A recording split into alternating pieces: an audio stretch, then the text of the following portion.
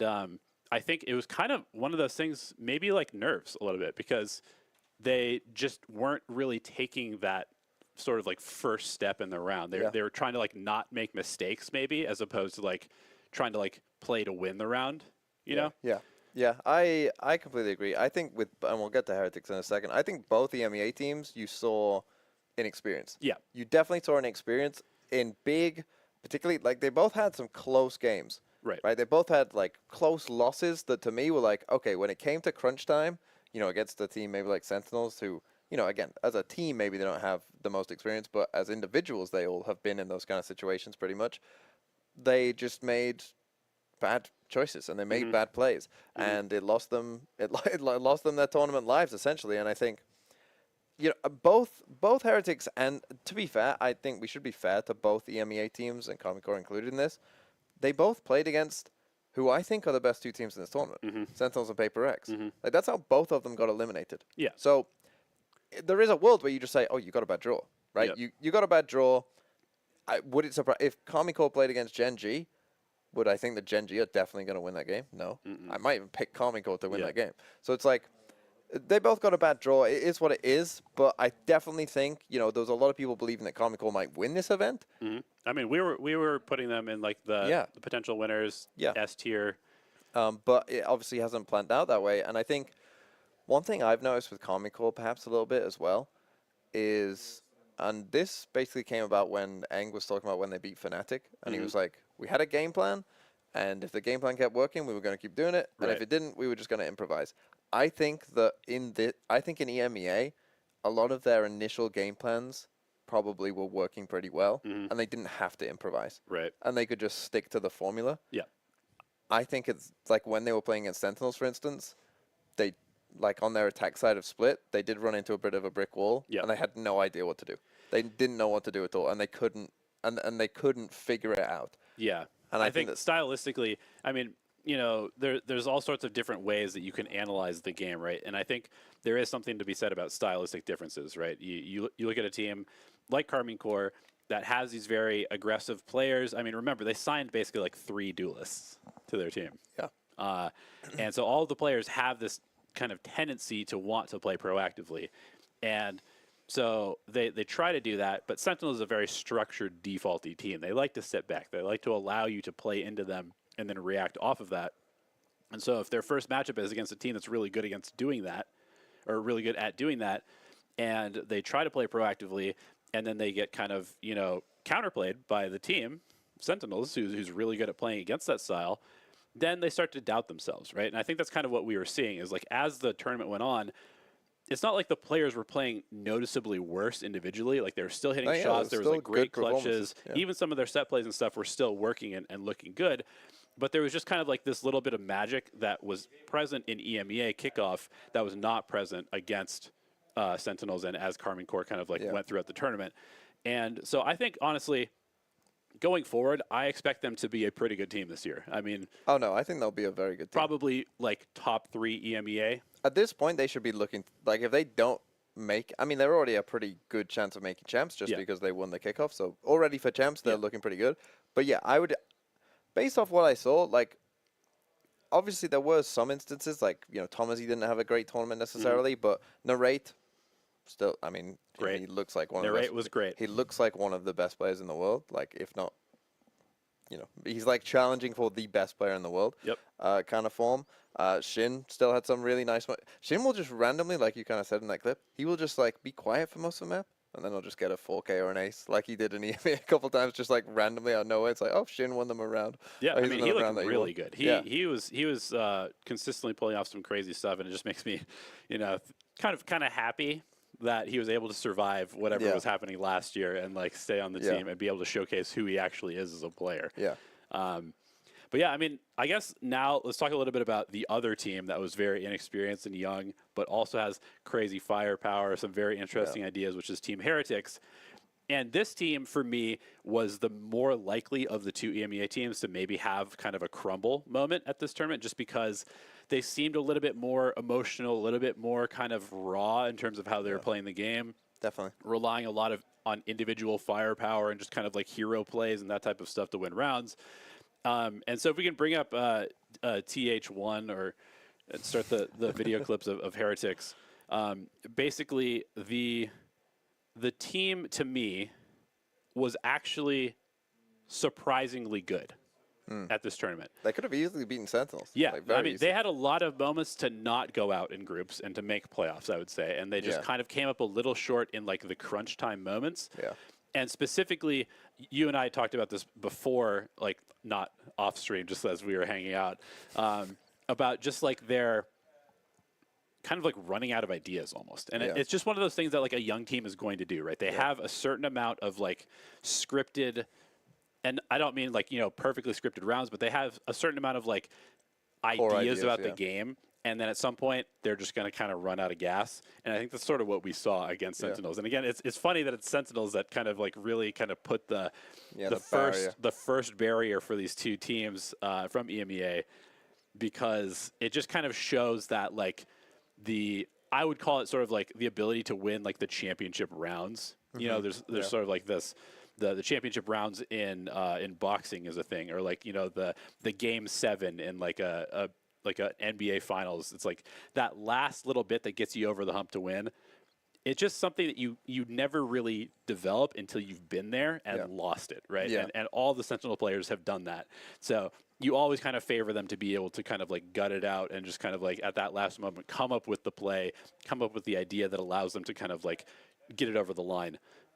And I think Heretics showed that they certainly have potential, but also are still a ways away from actually winning a tournament. Yeah, 100%. I think for me, Heretics, like you say, like the inexperience I think was on show against Sentinels. I mean, that round, the round 23 or whatever it was, 11-11 versus Sentinels, map 3, crazy time, and they go for this all jump out of hooker play. Ridiculous. Like, what are you doing? Like, you can't make that call with a comp that can't even get out of hooker at all. Yep. Like, doesn't make any sense. And then, like, Heretics as well. Like, and I think against Paper Rex. It was actually at the end of that map, they go 4 out of hookah and just get kind of shredded. And then the very next round is just 5 down, then a short. It's like, what are these calls, right? Well, that's the thing. I think that it's probable that, and Niels, talked about this in one of the interviews, that like Boo lost control of the team. Yeah.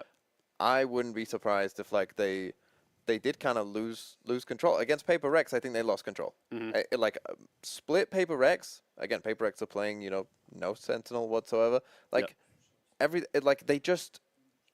And this happened to Karmikor as well, I think, as well. With Paper Rex, like, they play at such a speed that an inexperienced team doesn't know that they need to not play at that speed. Right. They get kind of baited into playing Paper Rex's they game. were just baited into, like, oh, let's just go fast. Go quick. Like, their minds were just running too fast for them, and they couldn't slow it down. Yep. And it honestly cost them, for both the MEA teams, like, I think cost them the game, that they just got into the mindset of playing at Paper Rex's speed. Yep, I agree. And it didn't work. And against Sentinels, it's kind of interesting because I think against Sentinels, they were in a more normal game. Sentinels play a more normal style, and so they felt that. But then again, when the pressure came on, again, they're playing at like a super, super fast speed, and they're not thinking about things, right? Like they're not thinking about, what ults their opponents might have that could ruin their plan, or, stuff like that. I'm thinking back to Karmikor now, like last round of Lotus against Sentinels, they went for a fake Killjoy lockdown play. But Sentinels know to put the Raze on C and destroy the lockdown straight away. So then the lockdown gets destroyed, and then kind of nothing happens. There's so no Sentinels plan B, don't, right? Yeah, so Sentinels don't move. Right. Right? They, like, the lockdown fake didn't work because Sentinels, like, just destroy the lockdown with a nade, and it's like, well, we don't need to move. We're chilling. Yep. And so that whole plan doesn't work because they're not thinking, where Sentinels in that crucial moment have thought about what are they likely to do. Right. Karmikor aren't thinking, well, but what about if they do this? Right. Yeah. So they just end up walking straight into kind of a bad sight, and they end up losing the round to an Odin, funnily enough. Right. So yeah, for Heretics though, coming back to them, it's kind of interesting. We were talking about Karmikor and their kind of future prospects, and we think it's going to be pretty good. Heretics have some interesting things going on because there'll be different times where maybe Miniboo isn't playing. Right. Yeah, they have some roster issues, and it's not really like the players have issues. It's just the fact that Miniboo he's 18, 17? He's 18. He has to be 18. He's 18. He still hasn't finished high school, so he's like taking exams during the season. So And I guess it is. We should be fair to them. They played this event with a sub. Yeah. Right. This is the first time, first of all, that they ever had all their players in the same place because Rian's First had game to play online, yeah. kickoff off or online. And he looked great, by the way. Rian's He looked really, way better than he was online. Really, really good. But yeah, going through the season, Miniboo's going to have to sub out, which means that Patatek will still get playing time, but they don't play the same roles. But then Woot is the other player who is supposed to play initially, but is too young, so Patatek actually played for him. And so there will be quite a bit of roster shuffling. It's going to be like one of those real moments where can a team pull off a 6-person roster? Is that possible? Does it work? Yeah. And what does Woot even bring to the table? And like, how does this team?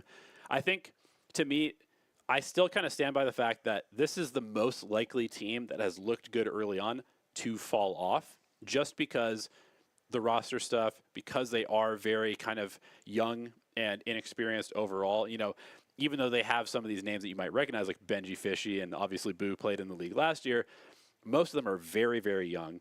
And when you have chaos with a young team, it's very easy for things to go sideways, right? Yeah, I think they could, like, it could go a couple ways with them, where they could, and I think that's the thing, the roster thing is probably going to be pretty annoying for them, because I think had they just had the solid 5 and could have that 5 all the way through, I think that they might be able to just, like, pick up from, like, you know, like, okay, we gained that experience, it's fine, you know, yeah, that makes sense that we lost. We understand that it was our inexperience that cost us. We've learned from it. And then, you know, if Woot comes in and he's really good, then it's like, okay, well, now we've got Mini Boo, who's insane. We got Benji, who was popping off in some of these rounds. Absolutely. We've got, you know, as you said, Rien's looked way better. If Woot is also good, like, it, at some point, like, it doesn't matter what you, like, it's like Fnatic, right? Fnatic could play whatever comp they wanted last year. They would have won. Yeah. They would have beat pretty much every team in EMEA.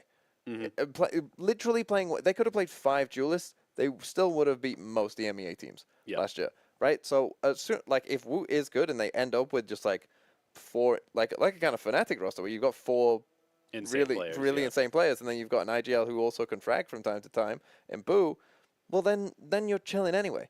You'll be good anyway because your players are just good. So you can do whatever you want. It doesn't matter. Your players will just diff most other people if you've got that, right? So that's a possibility for them. But I do think there will probably be some troubles for them just because the rosters are going to be mixing up. And, like, how do you, like, are they going, like, at some point you're probably going to need to scrim without Miniboo for that first week when he's playing.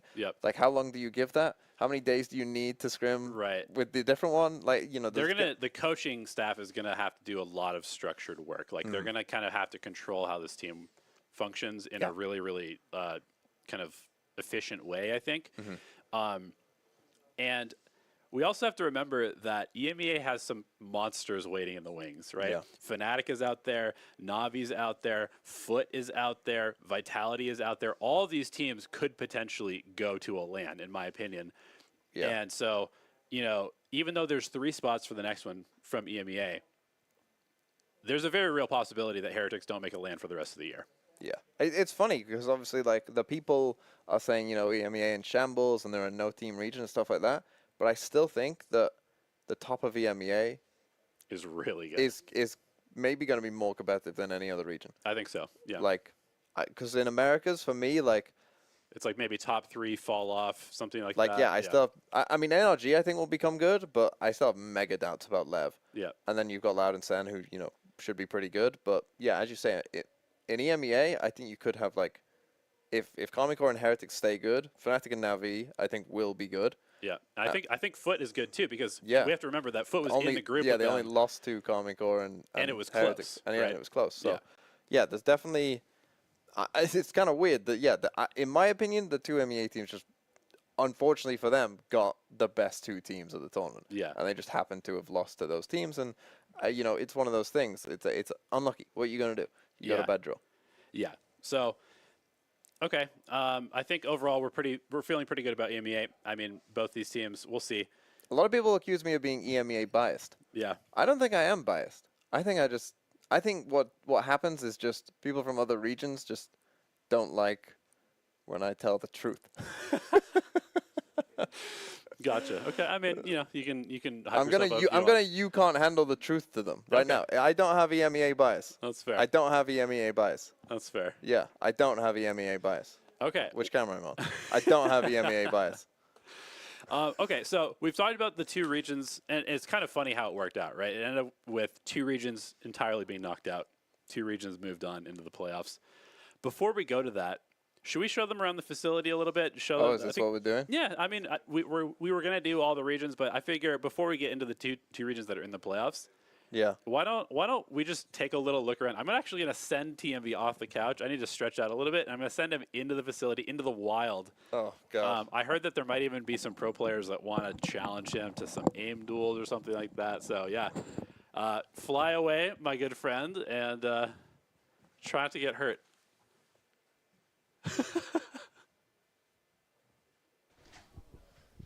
Okay. Hopefully you can hear me. I hope so. I think we're gonna come around this way. So yeah, we're gonna come into the Valorant room. You might recognize some of the faces if you are a fan of Acend. You might be able to recognize some of these people. Let's see, who have we got here? I can see Musashi, I can see Brody, I can see the owner of Acend here, Ben, if you... I'm also live. We're both live, whoa. Yeah. Liveception. Ben, how do you feel about today? Excited. I mean, we already had some boot camps, but today it's the official start. That's a new journey for Acend now here in Sofia. But of course, we're not losing our ties to EMEA. We want to build a super powerhouse in EMEA, and I think we've proven this in the last couple of years with Valorant, with Apex, with PUBG, with Halo, winning titles, European Championships, World Championships, and this is our goal moving on forward. Yeah. Much this content creation side of things, which is important, but also the focus on performance in esports. That makes sense. What do you think of pineapple on pizza? Very good. Okay, there you go. Very good, apparently. He's wrong. Unlucky. He's wrong. So yeah, we're going to come in here. We're going to come and meet some Valorant players. Some of them are better than me. Some of them, well, we're going to see if they're better than me, I suppose, perhaps, potentially. So yeah, here it is. This is Chiwa. Hello, Chiwa. Say hello. Hello. He's a very nice man, I think, in my humble opinion. He tries to cheat at card games sometimes, though, which is not so nice. What do you think of pineapple on pizza? I'm fine with it. Wrong again. Two out of two. Wrong. Do we have anything set up here? Don't make me do aim labs. That would be horrific. You don't want to see me on aim labs. This is not going to be a good idea. But maybe I could. Go on. Set me up, Musashi. Set me up. We'll get Chiwa can host it. Yeah, Chiwa. You host it. Hello viewers, let's see the skill of this professional. We all want to hear your live comments, while you're doing this. Oh, what's with the keyboard? I don't need the keyboard. Wait. What results do you expect? Resume? What did you say? What results do you expect? None. I'm expecting 0. You should be more confident. I need to get in the zone. Hold on.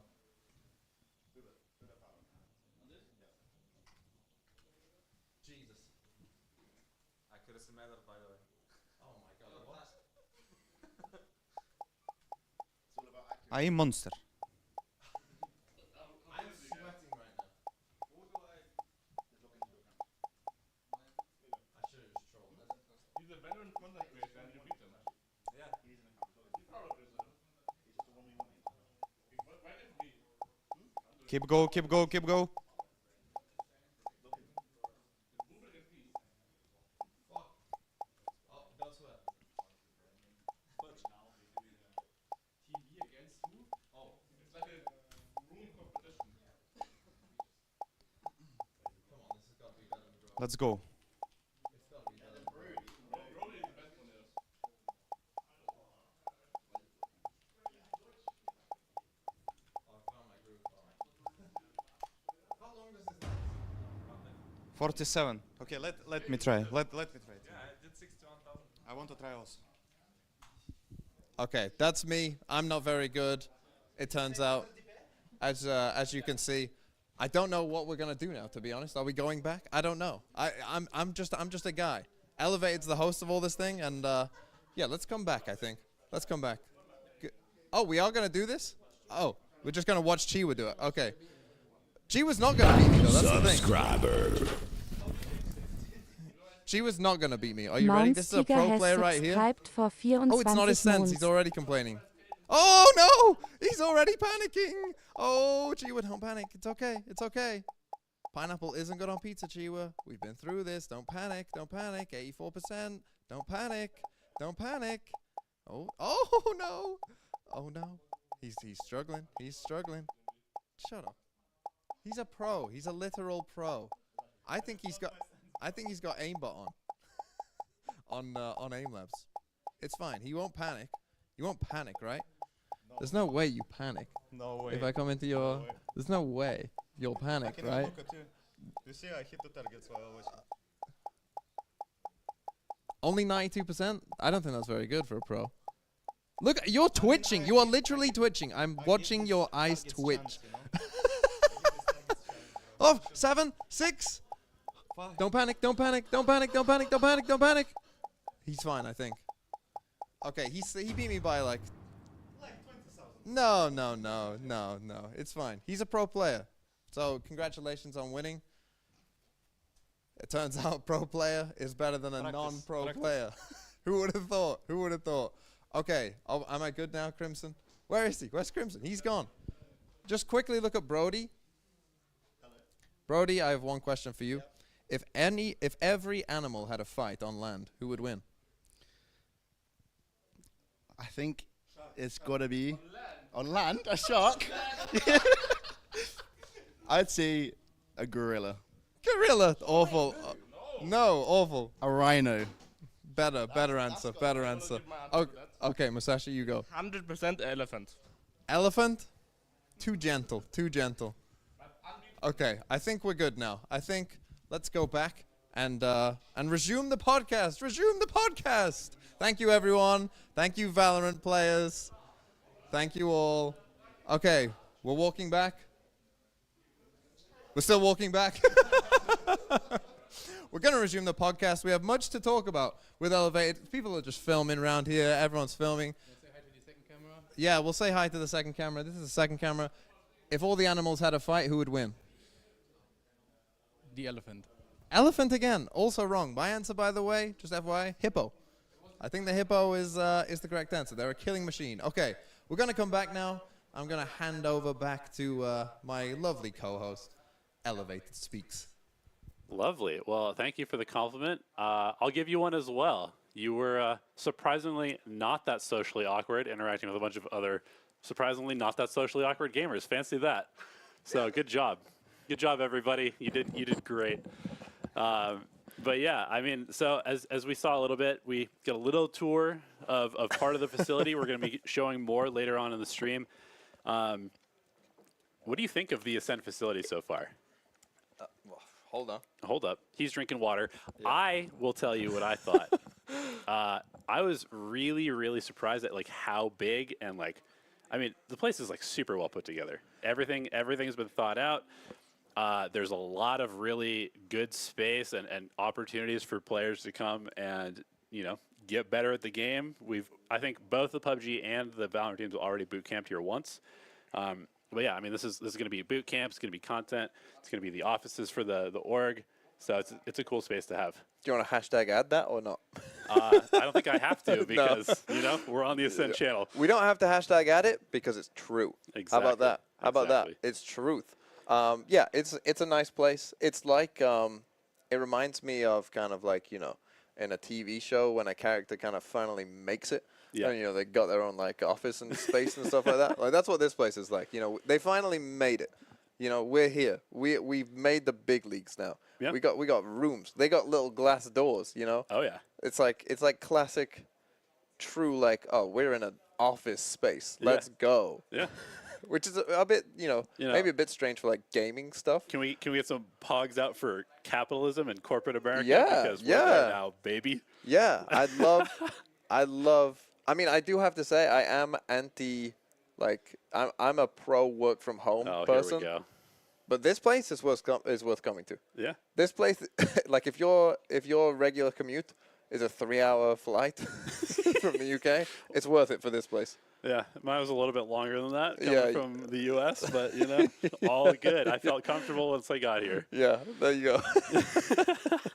But let's move on to the winners. As we're winning with the facility, so let's move on to the winners of Masters of Madrid so Winning. far. You know what those EMEA teams could use?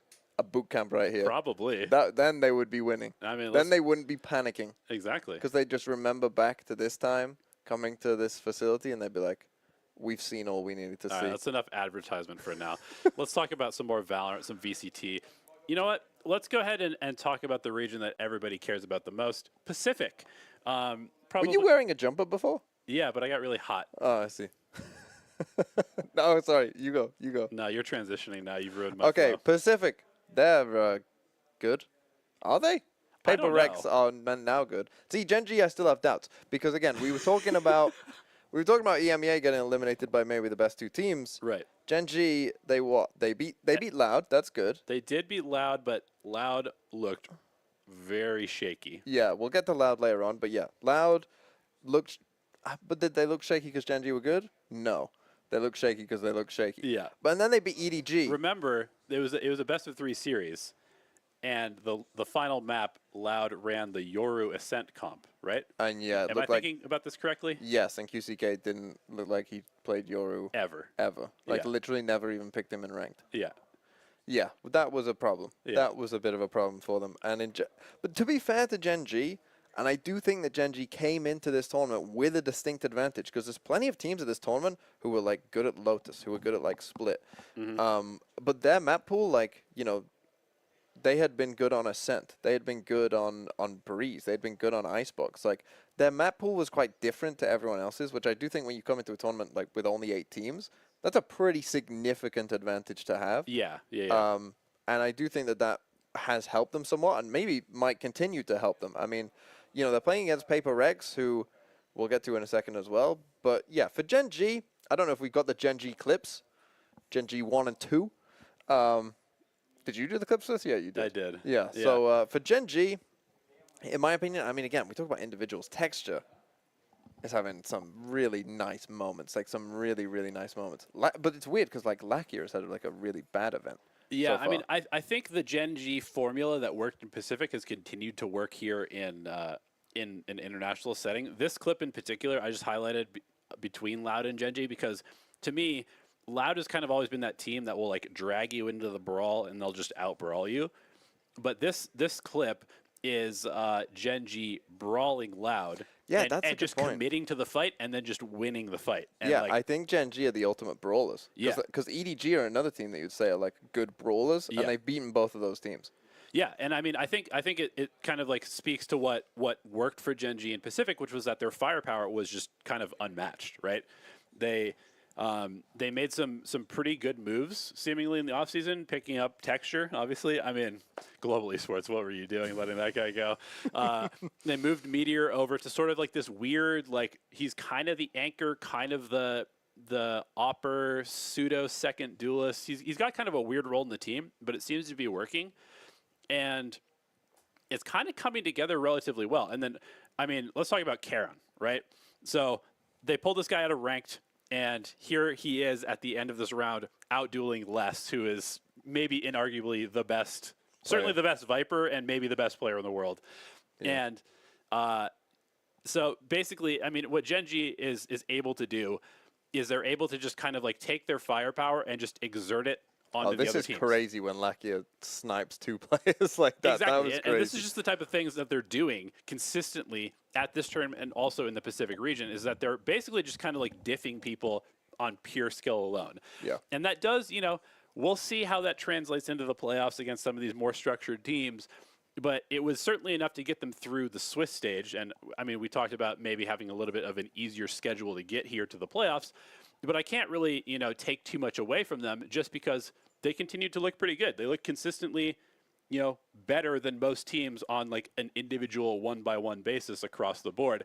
Outside of like maybe Lakia, but he's playing kind of this very supportive initiator role, and that's it's to be expected. Yeah.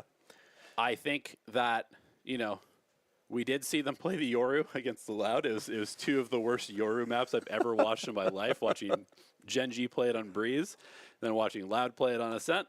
I hope to never see that ever again. But then they did run it back, and Meteor dropped like 25 kills or something like that the next time that they played it. Yeah, it's tough because that Breeze comp, like, I really think that might be the most imbalanced comp of all time on any map Yeah. because their defense side is so bad. Yeah. I mean, just unbelievable. Like, literally, their defense side, it's like they haven't practiced it, and they're only like they look like a ranked team on their Yeah. defense side. Like, literally, just taking random 1v1s, Yeah. swinging out randomly, hoping they can do something. Right. Hoping that someone wins that fight. When they don't win that fight, and I mean, Loud were a great team to abuse that. Right. And just like Loud literally like never did a side exec other than their pistol round. I think they Yeah. just always played slow and just always walked up halls or walked up mid or somewhere, right? Right. And they punished them for it because they have no sentinel on this map, which is trolling.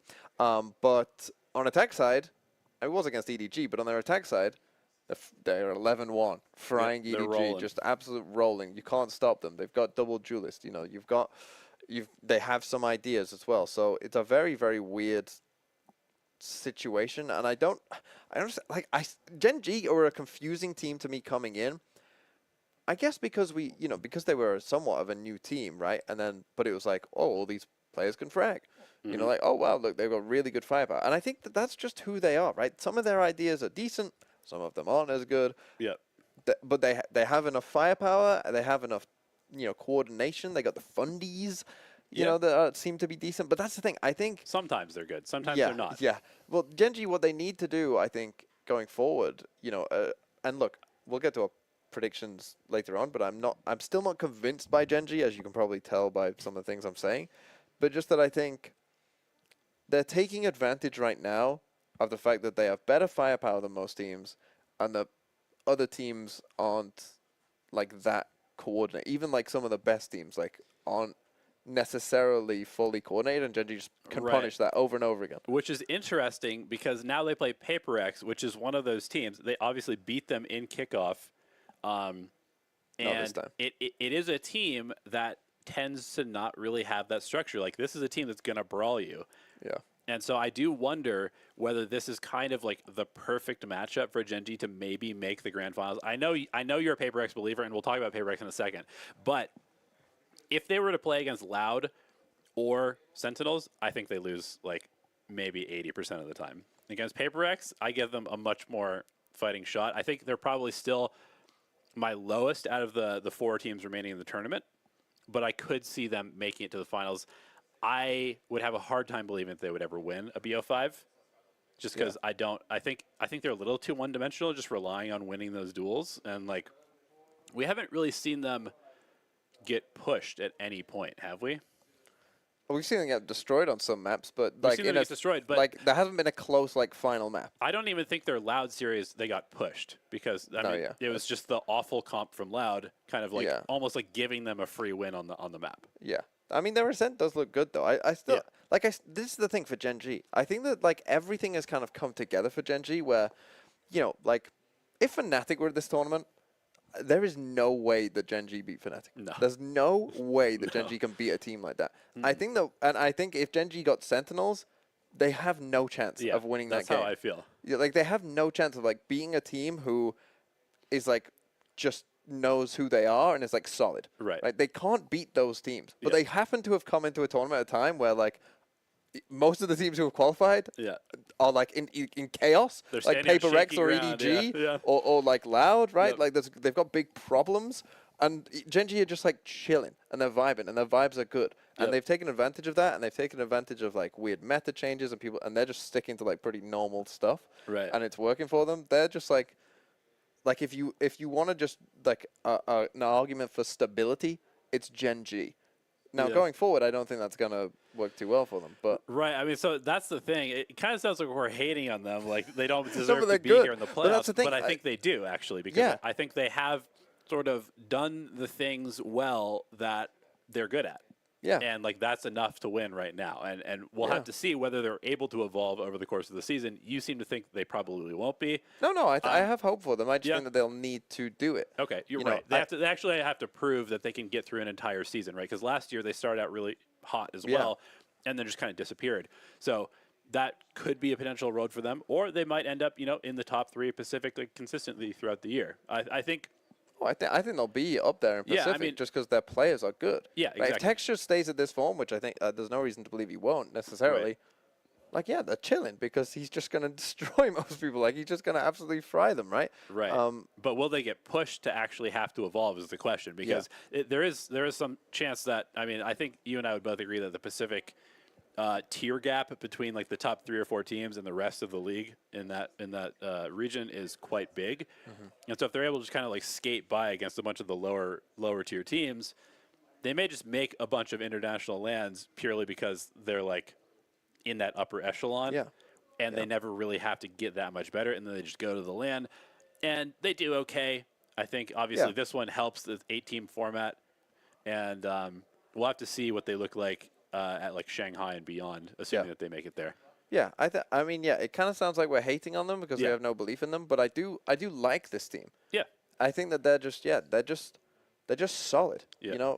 but I think that's solid. I think as we go throughout the season, there'll be more and more teams who like find themselves and they find their identity and they Right. find what they're good at. Right. I think that right now there's even the top teams, there's a lot of those teams that are just in flux. Like we're talking about, do EDG need to make a roster change, right? Paper Rex coming into this tournament, it was like they have no idea what they're doing. What are they doing, right? Yep. Loud, it's like, are you going to stick with this crazy comp that works sometimes but not other times, right? Right. Like most other teams, maybe other than Sentinels, it was like, ooh, what's going on, Yeah. right? Like Yeah. you've got questions there about those teams, and I think that benefited Genji, but they are good, Yep. right? They've come together, they're good, they've got good players.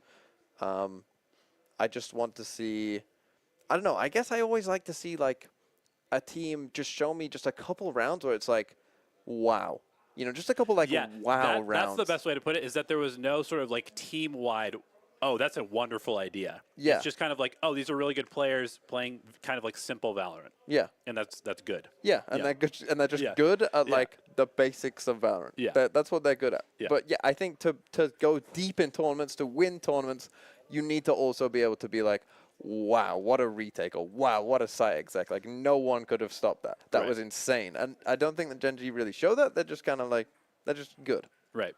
So, let's move on to Paper X, because this is a team that, Yippee! man, I think the expectations were kind of all across the board. There's like some parties that were, Paper X is like the greatest team ever. Like we're just going to believe in them no matter what. I think their form in the Pacific kickoff event was fine at times, good at times, kind of weird at other times. And so I didn't really know where to place them coming into this event. I think we had them kind of like in the B tier as far as like the power rankings go. And I think at the beginning of the event, that's kind of where they were. But this is the team, to me, that has already taken several leaps forward in terms of leveling up their game. And there's moments now in the last couple series that we watched them play where I'm like, that's like the team with Jing, like as far as like potential wise, Yeah. Obviously Jing is no longer there. Monyet is is the replacement. No, he's Monye now. well, sometimes he's Sometimes Monyet. he's Monye. See, this is our joke for the people who don't know. Yeah. This is our joke that when he's bad, he's Monyoy. When he's average, he's Monyet. And then when he's really good, he's Monye. Yeah. As in like yay from like optic. Or like, optic yay, he's winning. Or yay like Yeah. he's winning, yeah. Yeah. Or Monyoy like yay when he's getting no kills. Yeah. Anyway, so I think a couple of interesting things have happened with this team. First of all, they have come out and showed adaptability already. They've already changed a couple of their comps. Well, they needed to. Yeah, they needed to. And they're some of playing them didn't work. Triple duelist on split. They were Yeah. kind of doing whatever.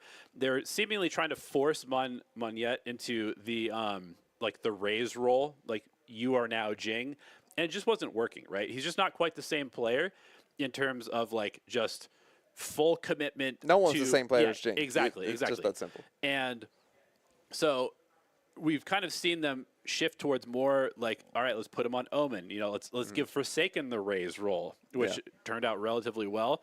And Monette has looked awesome on Omen. He's looked really good. It's kind of almost like the TENS effect, where you take a duelist, you put them on a role that just can't play too stupid, you know, and you just allow them to get. You can do stupid stuff. I mean, look at Angel. Yes, you can, but it's not the same as a Jet just going in or a Raze just going in so far in front of their team, because you still have to think about your utility a bit. Yeah. And so, like, we're seeing him go on Omen.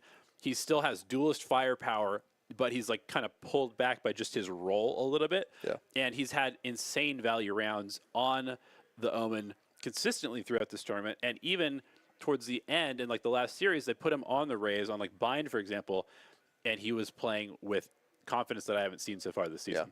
I mean, if we can get some of the PRX clips up. Yeah. Because, I mean, this team, again, you have to remember, though, that in that first game, again, they looked awful. Yeah. They looked awful in that first game.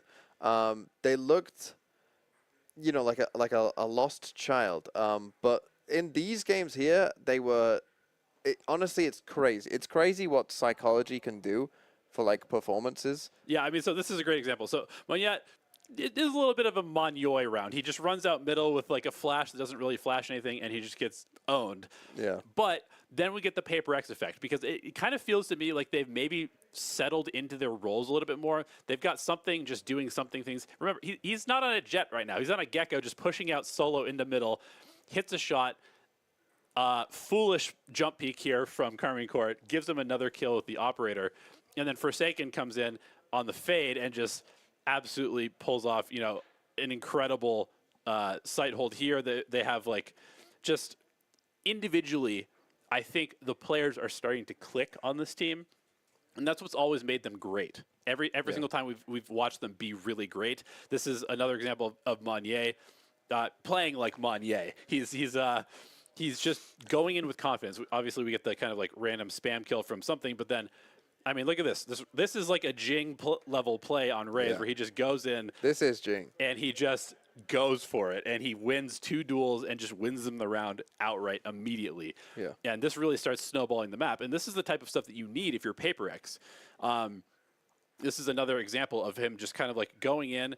This is a crazy round where he just, you know, it seems kind of innocuous. They take U-Haul, and it's like, okay, he's going to hold the space. They get the spike down.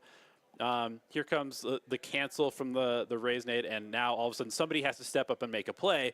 And this is a spot where Jing would just, you know, maybe get a couple kills. And, man, Monye comes out and just absolutely crushes Karmine Core here. We're going to see the ace, big pop-off. And at this point, I think he's like 10-1 on the map, and I'm just like, okay. Like, this team could win this event.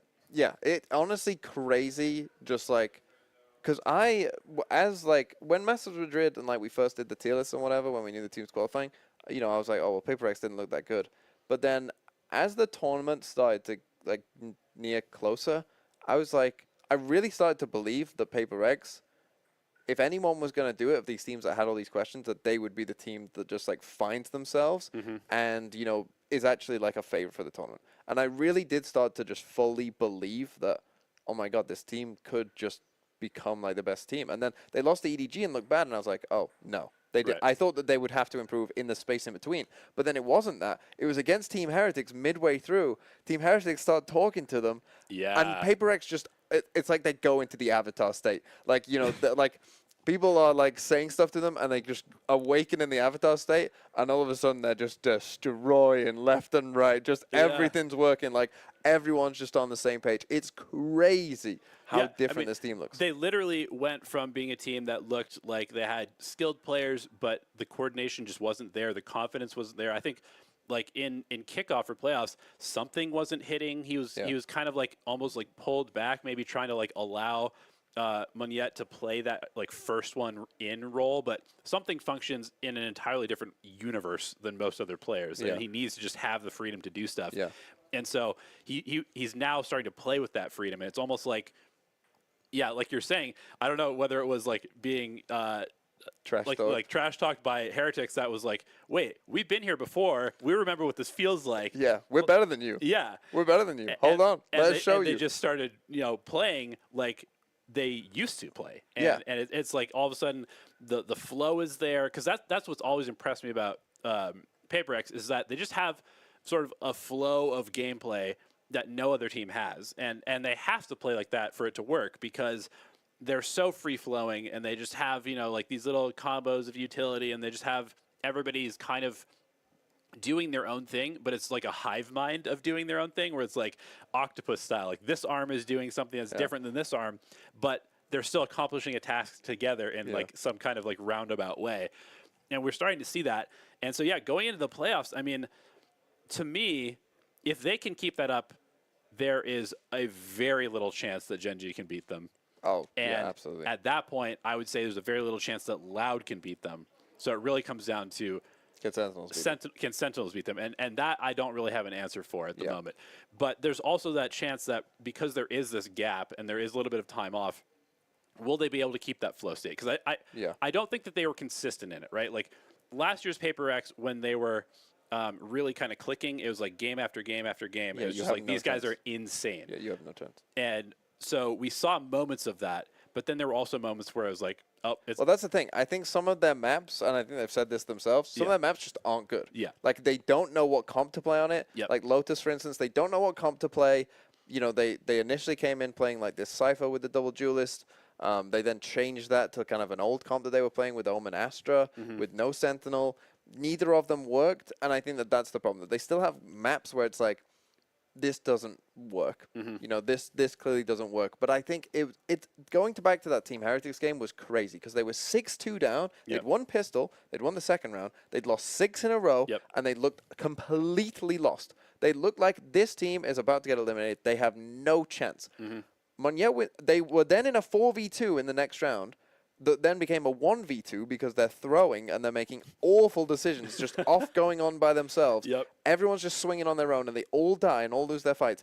Monye is in a 1v2 and he wins the 1v2. Right. And at that moment, they were still like, in the couple rounds after that, they were still like a little, still making a couple mistakes, but they just kept winning rounds. And then by the end of that game, Heretics only won one attacking round. Yep. And you could, it's like that experience thing of, you would think like, oh, they're feeling the momentum, they're feeling really hyped, they're, we're mega trash talking going on as well. Yep. Like, oh, everyone's gonna be overheating.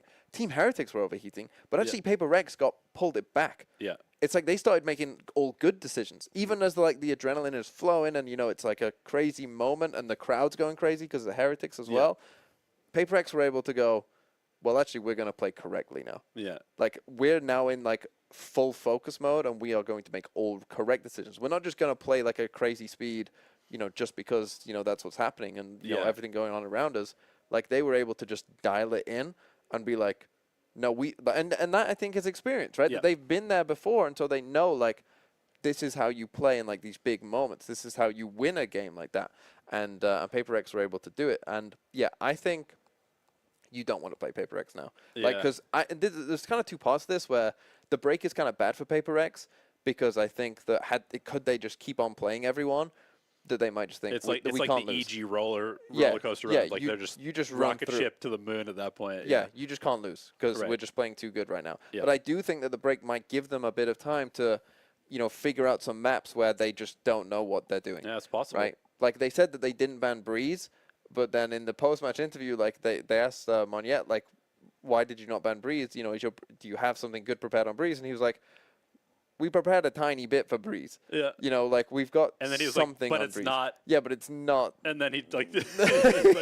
it's not that much stuff. Yeah. Yeah. So, like, clearly they still have, like, big map pool weaknesses, but I think as long as they can just stick to this idea, and I feel like now they will just feel confident. They will start to feel like, oh, that was us.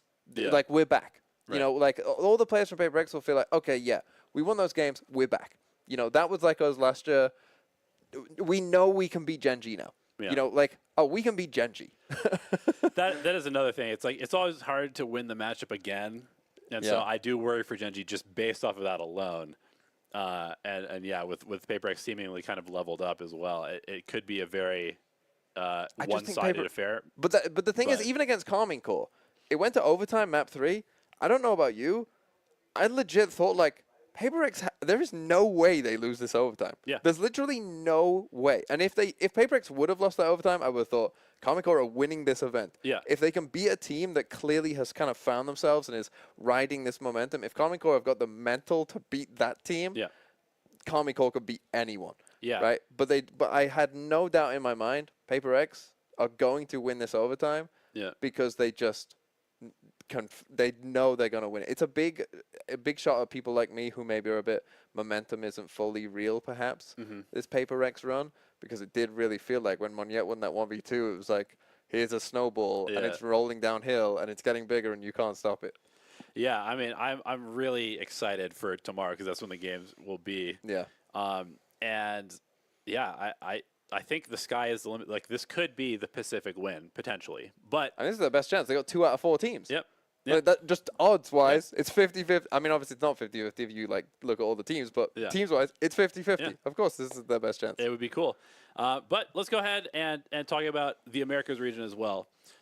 Just because, I mean, Because we have to. we have to for the clout. Because let's start with Loud. Well, they are still in the tournament as well, so I feel like, imagine Oh. if we didn't talk about Americas. Imagine if we went through all the other 3 regions, including 2 that were eliminated, and then just didn't talk about 2 teams that were still in the tournament. Well, we'd be trolling on content is what we'd be doing. Yes, so but- let's pay the bills, TMV. Yeah, okay. Let's start talk with about Loud. Loud. Let me start with Loud. Go for it. Because I think Loud is a similar story to Paper X. And again, if we can get the Loud little clips up here, I pulled up a couple clips of, because remember, again, the first games you might not fully remember Right. that, like, they got destroyed by, like, Gen G. You know, Yeah. like, here's a round where Gen G, on Ascent, for instance, like, again, this is Gen G just, like, feeling themselves, just, you know, like, they tried to do, like, aggressive on B, you know, and Loud, they just can't win a fight, right? Like, this fight, how, you know, stuff like that, where it's like, you're in such a good position, you would think, you know, everyone's taking 1v1s around the map, just like what Gen G want. You know, Gen G are coming out here, this TP here, right? Like, this kind of stuff is happening for Loud. Yeah. You know, stuff like that. It's like, what are we doing, right? Right. Like, what are we doing? And you're just getting destroyed. But then, obviously, more recently, are completely different, right? Completely different. Against EDG, nothing can go wrong for them, Yeah. right? Like, they're just, I mean, like, again, to lose this by this much, obviously EDG have to not be playing well, but you have to be playing really well to I be mean, a team talk this to me bad. about QCK, because Yeah. this was well, obviously this is going to be a QCK round. He was the biggest question mark coming in. Obviously, I mean, impossible to replace Oswas. That's just a given. Yeah. But I think we saw some good moments from him at kickoff, but also some really kind of like, I don't know if he's going to be of Yeah. the caliber moments, Yeah. right? Poor EDG, look at this kill. I didn't know whether to put this in the EDG one or the Loud one, but this is going to be QCK popping off here, so I chose this one for Loud. But yeah, QCK, I mean, like, this is the thing. He doesn't take that fight. He definitely doesn't win all 3 fights Yeah. in kickoff or at the start of this tournament. Yeah. No way he wins those fights like that. And this is the thing, like, if Loud, for Loud, it was never really about the team. I think it was about QCK, you know, and Because the rest of the team is the same as last year. yeah, they're- and the rest they're of the team really is good good. players. Yeah, and like Cowanzine is really good. Tui's has been really good, both Yep. at kickoff and now at the event as well. Sadak obviously is a GOAT IGL, and Lester's arguably the best player in the world. So they're really, you know, other than the questions about the comp, which I think, you know, there is still going to be some questions. I think it's interesting for Loud that they seem to have, you know, lent in. Again, I think this is a good idea for them, you know, given the teams at this event. You know, they've lent into Breeze. They've lent into Icebox, right, where they aren't playing the comp, you know, where they have to play kind of, you know, more standard stuff with a Sentinel kind of stuff. And they're winning those maps, right? And they're good at those maps. Yeah. You know, when they play Ascent, or like Sunset is a map where clearly it can work. Right. You know, Sunset, the comp just works, so it's fine, right? You Right. don't need a Sentinel on that map. You know, you don't need a dive on The that choke map point either. isn't as like Yeah. controlling of the round. Yeah. Yeah, so it makes sense to their comp just makes sense there, right? Like they Right. get good use out of it, so that's fine. But then there are still, like, when they played Ascent versus Gen G, like, there's big questions there still. Yeah, they went to the Yoru, which I mean is the logical choice, right? It gives you the dive, it gives you the op power, it does the same stuff as Phoenix, But but I clearly mean, not there. he hasn't played the agent enough to like Yeah. really understand how to play it well. And so, I mean, what do? Do they just ban Ascent now? Is that possible? I think against Sentinels you don't. No, I think what they'll do, I think now they'll just go back to a normal Ascent. I think in these days they'll go back to a normal Ascent. The map veto is going to be really interesting. If I was them against Sentinels, they've been banning Lotus at this tournament because again their comp doesn't make any sense on Lotus. But if I was them, I would say, okay, it's going to be pretty easy to just play default comp on Lotus and Ascent. You know, those maps are pretty like, you know, the meta is the meta. Everyone kind of knows what they're doing. Loud were playing the comps last year, so 4 of the players. So it's only QCK who you kind of need to bring up to, you know, like what are we doing? Right. You know, you can pretty much just copy what you're doing last year, and it's still pretty much the same for both those maps. So that's what I would do if I was them against Sentinels, and I would ban Split and just say we're not playing you on Split. You know. You know that Sentinels will pick Lotus 100%. Like you know that is what they will pick. So you can prep very very heavy for that, knowing 100% that's what they're gonna pick. That's what I would do if I was Loud. We'll see what they will do. I have a horrible feeling they're gonna try and play them on Split, and it's just gonna go awfully for them. And then as soon as that goes awfully, I'm like, ooh, now you're lost. You're already 1-0 down. Yeah. It's tough now. I mean, I think it is a tough matchup for them to go against Sentinels, and I still am not sure about QCK. I'm going to be honest. Like, he had some really good maps against EDG, but I just don't know whether he's going to continue to play with that confidence. Yeah. And especially if they do go back to, like, a default Ascent comp, I'd say Jet has maybe been, like, his most iffy agent that we've seen so far.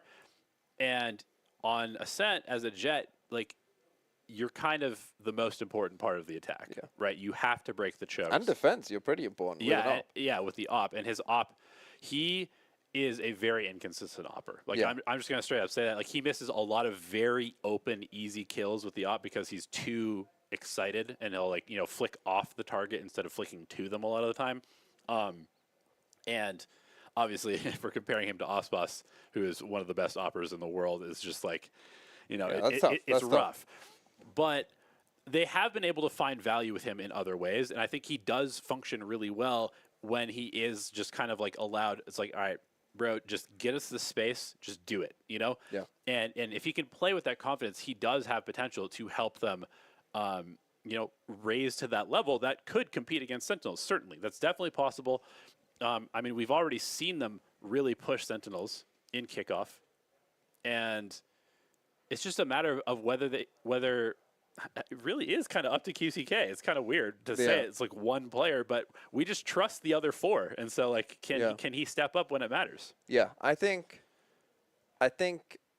if they do what I said and ban Split, play a normal Lotus, and like really work hard just on put that, him on raised and just I think you have a chance because again, like for me coming into this, and we'll get to Sentinels in a second, but for me, like Sentinels, their map pool is my question mark for them as well, and we haven't seen them play on Ascent, Icebox, or Breeze yet, right? Like the 3 worst maps we haven't seen. They've managed to find teams who are willing to map veto like perfectly for Sentinels.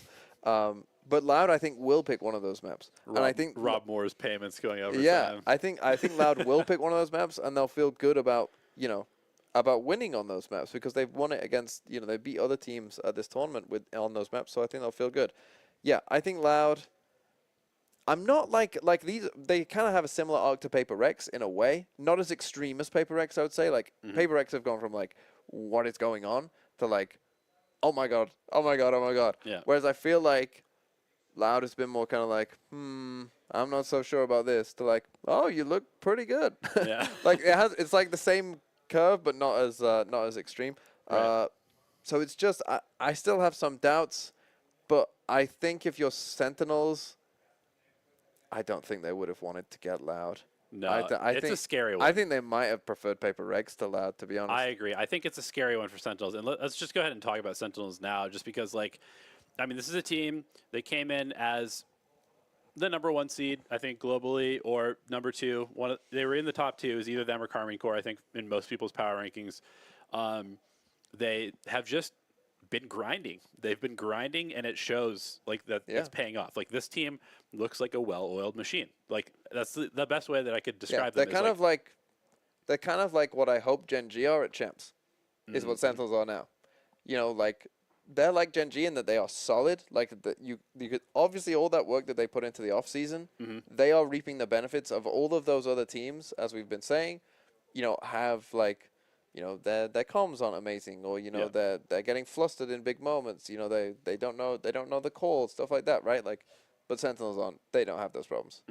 They've played enough together already. They don't have those problems. Yeah, they look like a team that is, Masters 2 level of coordination or Champions level of coordination as far as like how far they've evolved already. And that's just way higher level than most other teams are playing right now. Yeah. And then to top that off, they have insane firepower at every position, which is cool. I mean, Saucy is kind of throwing it back to 2022 with his Sova plays. Like when he's on Sova, he is a different animal. Yeah, he looks so. He just knows what to do. Like it's like that's the thing. It's just automatic. Exactly. Like you just know what to do. And I even think his Gecko, has been good on Sunset. See, this is a doubt for me though as well. Like, we were coming into this event being like, okay, Sen, we know they've got 3 good maps. Yeah. It's Split, Sunset, and Lotus. So far, they're Split and Lotus. Yeah. Yep. Although, I mean, their Lotus defense side is not amazing, but it's Lotus defense, so it's hard. It's good. It's good. But their Lotus attack side is really good. Then on Sunset, they got destroyed by Heretics. And that does give me some pause because it's like... But they've also destroyed on Sunset at the same tournament. Like Not this tournament. They've only played it once and they got destroyed. This is the thing. This is what I was going to say. I'm thinking back to Ten's owning on Omen at kickoff. Because finals, this is the thing. Their attack win rate, even at kickoff on Sunset, is like 40%. It's Okay, actually not that good. Right. So they started on attack against Heretics, got destroyed. Right. But then their defense side, which relied on a lot of like heavy retake stuff, Heretics had the answer for that as well.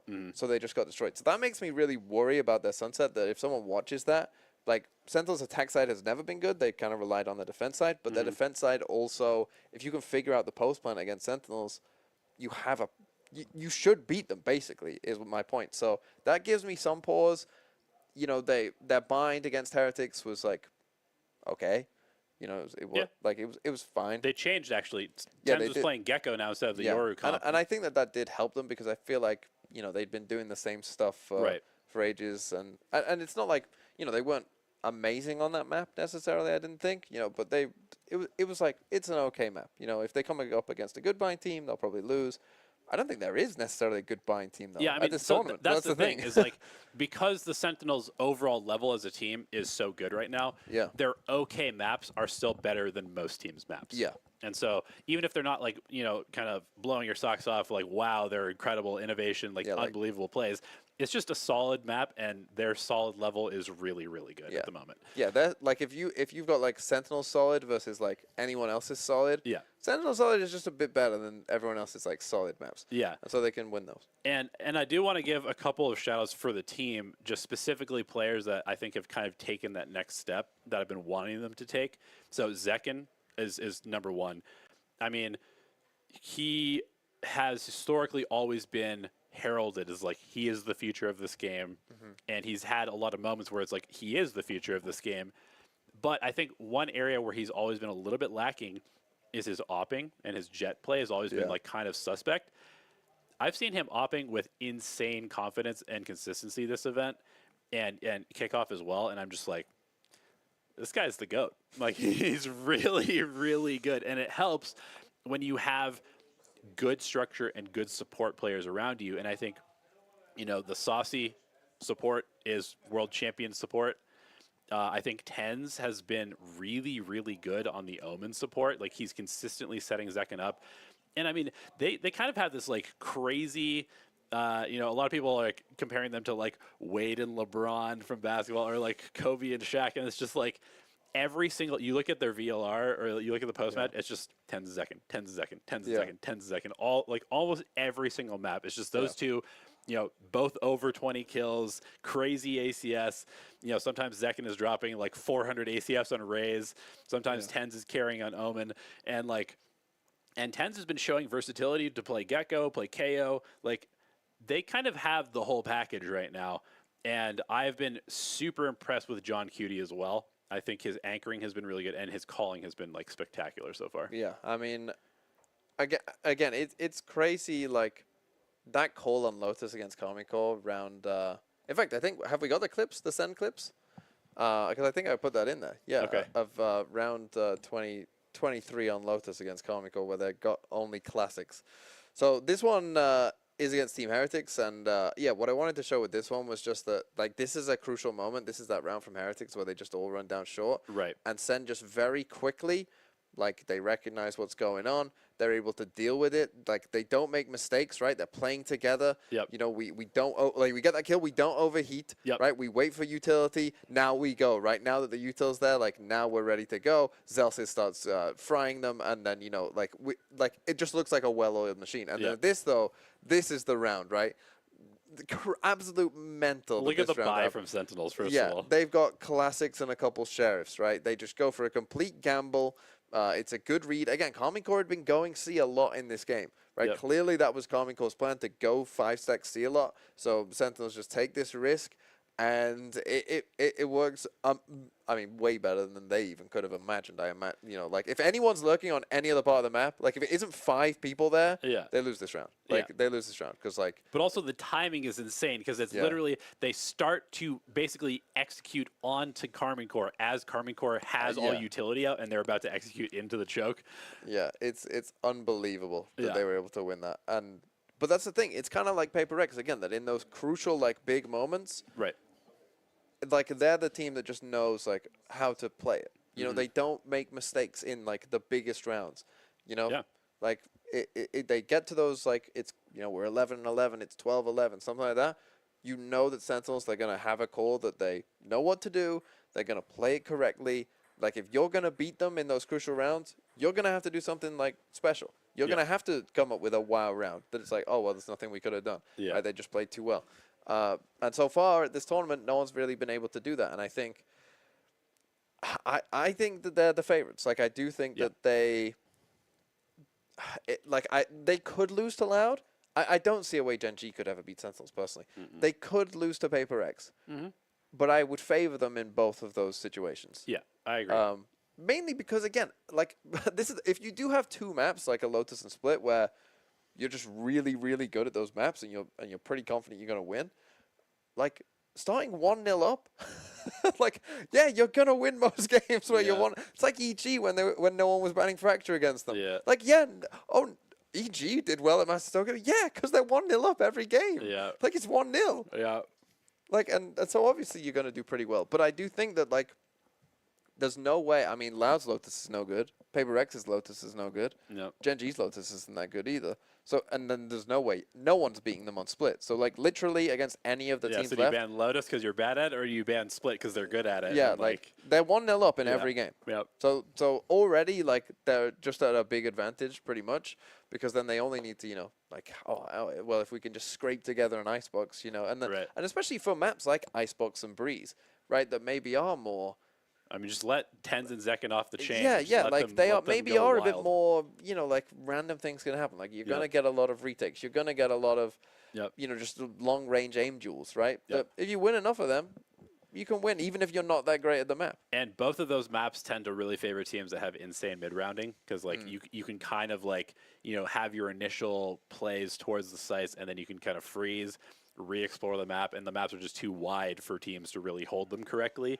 especially if like the first duel goes 1-for-1 or something like that, and then you just allow John to kind of like dissect the round, get a lurk Yeah. inserted or something like that, and then that's where Sentinels is really kind of above every other team in this Yeah. tournament. So let's talk about the let's do our Preds. Okay. We've kind of done them like a little bit. We've teased what we think already so far. But let's just go ahead and state it. So Gen G against Paper X, who are you taking? I mean, it has to be Paper X. I still think Gen G will probably win a map. So I think that probably Paper X's map pool won't be good enough to do that. But again, I think we'll get to map 3, and Paper X will just go into that mode of there's no way that we're losing this map. And I Okay. think Gen G, as you said, they haven't been put in like a really tough spot thus far. Like a map 3, like, oh, you're 4 rounds down on map 3. Like, oh no, panic. They haven't been in that spot just yet. And they haven't really been in that spot at all. All year, yeah. Yeah, Yeah. I mean, like, they just... I mean, maybe they did against like RRQ in like their second game or whatever. But I don't even you know, remember those games. There's yeah, too much Valorant going like, on.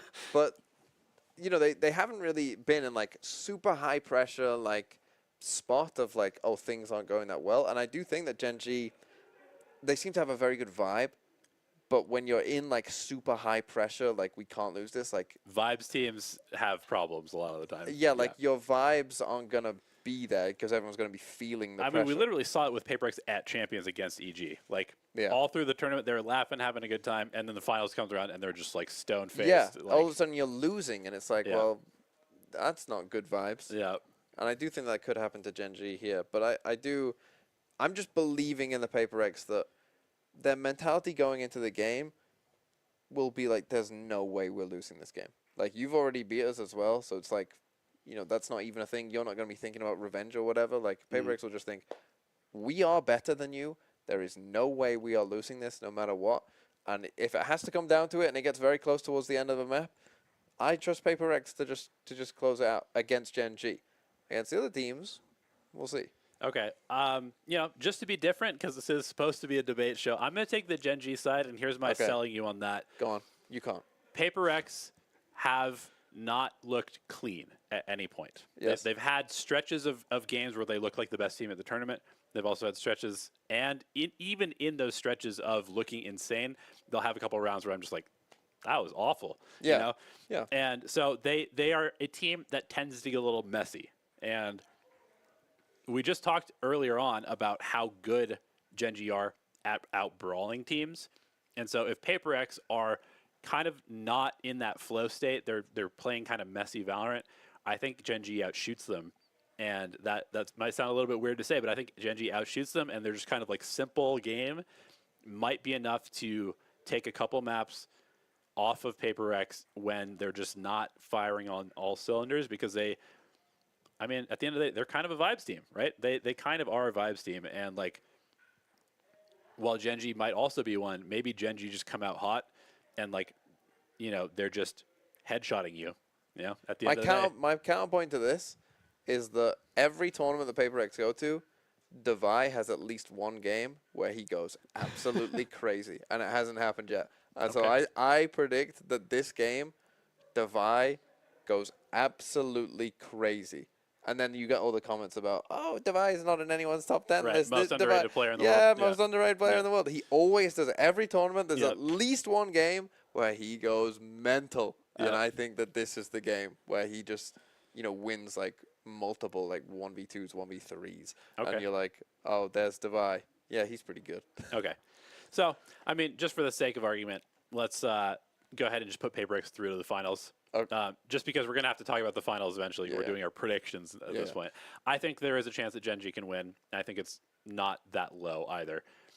So I'll personally take them, but we can go ahead and talk about PaperX as if they win. Okay. So on the other side of the bracket, we've got Loud against Sentinels. What's your pred? My pred is Sentinels, just because I think that they will start 1-0 up. The only, you know, in a weird world, I could see a world where Loud, if they do what I've kind of predicted and they play Lotus and they play the normal comp, there is a world, I think, that maybe they could surprise. And, you know, just like if Les turns up, right? Like Yeah. if Les just turns up and you can't hit C because Les is there and like unlucky, that, you know, and then you become one-dimensional and Loud can win. Like, I think that that's a possibility if they do that. If they don't do that, I don't think they have a chance, personally. Like, if they play Split, they're 1-0 down, right? And then if they play Lotus with a weird comp, they're 1-0 down. So that's why I'm picking Sentinels, because I just think they're probably 1-0 up, and so I don't trust Loud to win both maps. And I do think that Loud probably will pick a Breeze or an Icebox. And maybe Sen have got something prepared for them, right? Maybe Sen have changed comps, right? They haven't shown those maps at this tournament. Maybe they've changed some stuff up from what they were doing before as well. So, you know, they could surprise Loud. They've seen Loud play Icebox and Breeze, you know, at this tournament. They, you know. Right. They do have the informational advantage over every team at the moment. Yeah. So. Or maybe they play Ascent even, you know, where Yeah. we've seen Loud not be that good. I mean, Yeah. Sen haven't been that good at Ascent either, but, you know, maybe, again, they've changed some stuff up. You know, they've got slightly different ideas or whatever, right? And they can then use that and punish Loud on that map as well, right? So I do think that it does favor Sentinels, but there's definitely danger. There's definitely a world where, like like if QCK can just hold his own and like does pretty like has a pretty good game, he doesn't even need to go like crazy, but as long as he has a pretty good game, and then like if less just is like no second, I'm the best player in the world, and there's a reason why I've won champs and you haven't, and there's a reason why you were stuck on Accept for all those years, doing nothing, whilst I was winning champions. Yeah. If Less just turns into that version of Less, then Loud can definitely win. I think. Yeah, I mean, I think the only other thing that I'll say, I think I'm also going to take Sentinels as much as I want to be contrarian. I just favor them too much, just based off of form, basically. But I will say, even though they have all this experience, they have all these winners, they haven't been at the top of the world for a long time. So to me, it might sound weird to say that there is a potential like pressure moment for them. Yeah.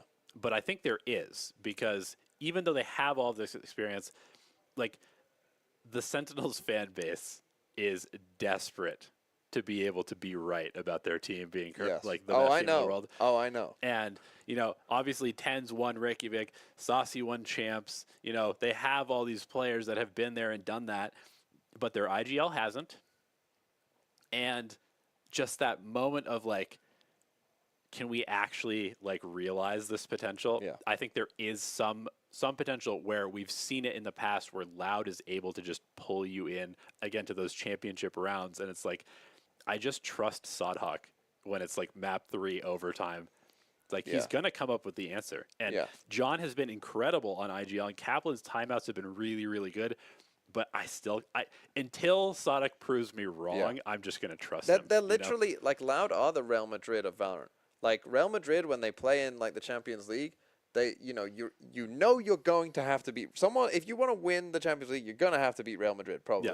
And I think that they have that same mentality of Real Madrid. Just always think like we are the favorites. Yeah. Even when they're clearly not the favorites. Like I think they're playing against Man City in the Champions League this year, and they're not going to be favorites for that game because Man City are the better team. But Real Madrid, if you ask Real Madrid, are you the favorites for the game? They'll say, yes, of course we are. We're Real Madrid. Yeah. And Loud is the same. Yeah. Like, they go into every game, and I think, especially big games, it's like they think we're the favorites. The bigger the stage, the better for this team a lot of the time. Yes.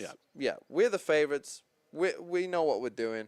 Yeah. We'll play our game, and we'll win because we're better. That's what they're like, right? And I do think that that's almost a problem for QCK right now, is that maybe he's the one that doubts. A little imposter syndrome almost. He doesn't think that quite yet, right? He doesn't have that mentality of like, oh, we're Loud, we're going to win. Right. Like, whereas Aspas embodied that mentality. He's leaning back in his chair or whatever. That's like peak, like, say whatever you want in this timeout. It doesn't matter. It doesn't matter. Yeah. It does not matter. We are going to win either way. Like, I'm going to do my job. We're going to win the round. Everything's fine. Yeah, good luck. It doesn't matter. Yeah, and that's just the vibes I get from Loud in these big games. And so, I think Sentinels is the favorite, but there is that little part of me that's like, they haven't done it internationally yet. And so, but to me, Sentinels are the team that like I kind of said with the clips as well. They're really good at not panicking in big moments. Like they seem to have control. They're always in control of themselves and what they're doing. And like to beat them, I think you have to play well. Not them playing badly. Yeah. They will always play to a certain standard, and you have to just play better than that standard. yeah, that's a good way to put it. And I'm not sure that Loud right now in their current state can play to that standard. Yeah. They won't panic either, so I think it will be close because I think both teams will be, level-headed and both teams will be in the game and there won't be, trolling or throwing necessarily. Yeah. But I just don't think the Loud... There's like a bar that you have to cross to beat Sentinels. I don't think that they'll quite be able to cross the bar. That's fair. So let's go ahead and assume that Sentinels and Paper X are in the finals. Do we know how the seed is determined? Is it going to be a coin flip? Like, it's going to be a best of 5, right? Who gets the map veto advantage in this case? Oh, no, that would be... It's double a limp, so that would be an upper final best of 3. Oh, that's fair. Yeah, I keep thinking that's just... Yeah, we're just going. No, yeah, okay. So in my pick'ems that I've done, I made a video on it. In my pick'ems, what I said would happen is classic Paper X. I've got Loud beating Gen G in the lowers. I would then have Paper X beat Sentinels in the upper final, but then Sen run through Loud, and then classic Paper X. They beat the team in the upper final, but then lose the the grand final to whoever, like they did against That'd be EG. so sad. Like they did. Well, they didn't beat FPX, but you know they Yeah. they come through as the top seed. They Yeah. get the double map ban, but then they lose anyway. Yeah. That's what I predict. I can So, see so that I've got happening. Sen win. I can see PaperX that. curse to always come second. I could see that. It'd be so sad if that actually happens. Yeah, I mean, I think Loud Genji. I just don't trust Genji to beat Loud again. No. So I would probably take Loud as well. And then Sentinels versus PaperX. I mean, if Sentinels is winning just because their structure is better, PaperX goes against Loud in the lower bracket. I think either way, we both agree grand final is going to be Sentinels against somebody. It would be very surprising if it wasn't, Yeah. in my opinion. Yeah. I think Sentinels should almost guaranteed make the grand final. Yeah. The only way it doesn't is if they do lose to The Loud. to Loud in like a lower final. That's that's the real only possibility I can see happening there. You Is know, lower finals BO5 also? yeah. Okay.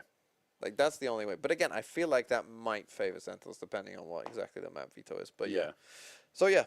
So who's gonna win? I'm gonna say Sentinels win.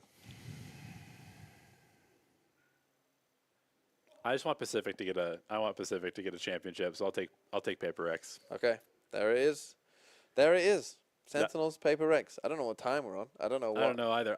What we are going to do now is I do want to talk briefly about the meta because we have, a big discussion about Viper and just, the state of the agents. We had the announcement from Riot about the state of the agents. We know the new controller is being revealed in just a couple days. And so that's going to cause a potential meta shift. And I would assume with the release of that agent, there will also be nerfs either coming in this patch or certainly very soon afterwards. So what we're going to do is because both of us are not that smart about the game, we're going to go grab some experts. So I'm going to be right back. I'm going to go grab a championship winning coach, hopefully. We'll see what MBS is up to. And we're going to grab one of the players. And we're going to go ahead and just we're going to yap a little bit more, but we're going to have some brains to back up the brawn or the bozos or the bozos. whatever you want to go is with. a good word. So what? Do you want me to just entertain for a bit? Yeah, just entertain the stream. Okay. Hello, stream. Oh, look, we're on a solo mission right now. Just me. Yeah, get that close up. Get the close up. Yeah. So it's gonna be interesting. I mean, he was waffling. He said he thinks PaperX are gonna win, but he had Genji beating PaperX. What the hell's he talking about? What the hell's he thinks PaperX are gonna run through the lowers? Crazy. He's a crazy, crazy man. Is that elevated? He's from America though. He's jet lagged, no doubt. Still, 12-hour flight. 12-hour flight at least. It was longer maybe. That's crazy, really, isn't it? Hopefully he can bring them in time. Now, I'll tell you what I was talking about earlier, right? Which animal wins the fight of all the animals on land? Which animal wins the fight of all the animals on land? Let's ask the production team. Elephant, they say. Everyone's picking elephant. They're wrong as well. Hippo beats an elephant. Hippo beats an elephant. Take a seat. Yeah, wherever. Go ahead and join the team on the couch. Welcome to my couch. Hello, hello, hello. Oi, I can hear myself. Yeah, you can. That's nice. You can hopefully hear me too. No, No? no, I'm joking. I can't. Imagine if you can. That Okay. one doesn't have the hearing yourself. Welcome. You should be able to hear what's going on. Welcome to our setup. Quite nice, I think. Yeah, you can see yourself. Hello. Yeah. Okay. We're gonna talk to some actual a pro coach, champs winning coach, Surge winning player. So Too soon? Brody, the IGL of our Valorant team, obviously Yes. NBS the coach. So, talk to me about the meta. Viper, I'm going to be honest, I think she's a bit of a problem right now. Very high pick rates. I'm interested to see. You must obviously see a lot of Viper, I guess, in scrims as well, right? Like, most teams must be playing it a lot, I assume, Brody? I mean, I feel like right now it's pretty much trying to be played on every map. Yeah. Even like the Ascent and stuff where you don't really ever see the Viper. You see even pro teams trying it now. Yeah. So yeah, I think it's pretty much across all maps. And yeah, she's really annoying to play against. Like bubble the wall, you go through it, you lose HP, you get one shot. Like it's almost like an infinite kind of smoke. Yeah. You know, they play a Viper and another smoker. They smoke off the same area. Good luck. You're not getting through it. There's Well, I think that that's the thing you brought up, because I think that this is a problem that Riot have right now, is that Viper is kind of her own role. Yeah. You know, and so like every other agent has kind of, you know, like, oh, you could play this or this, right? Like to swap it around. But Viper is just like, well, there's only one agent who can. nothing like, to replace her or even Yeah. compete with her in like Yeah. any comp right now. So yeah.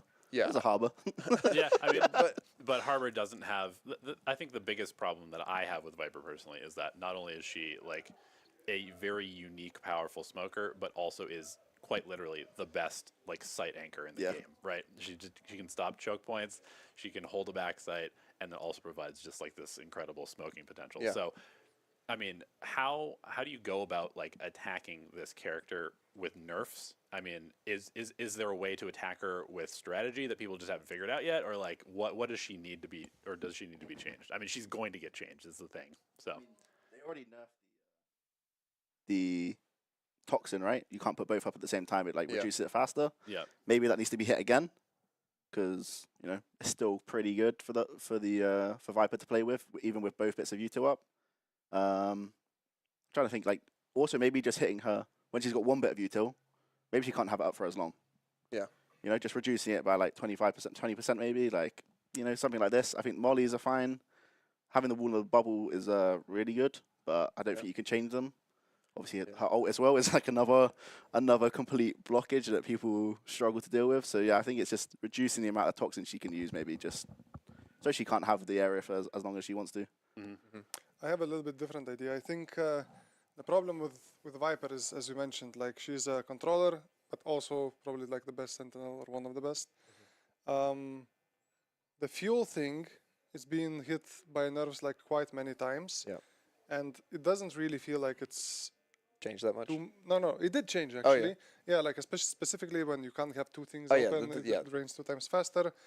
I honestly, like, my personal opinion, fuel is fine, but the thing that is not fine is that your smokes and your walls does damage. I think Okay. fundamentally, Yeah. like, no other smoker has this. Yeah. She still has 2 mollies to stop people, but also, like, why does the wall, why does the smoke does decay and damage? Yeah. Like, right. Leave the you decay know, on the alt, but the smokes exactly. maybe Because if you think about like other controllers and stuff, like when you dive through the smokes, like with Raze, with Jet, you go through, it's no problem. You go through Vipers, you just lose like instantly yeah. like HP, right? Yeah.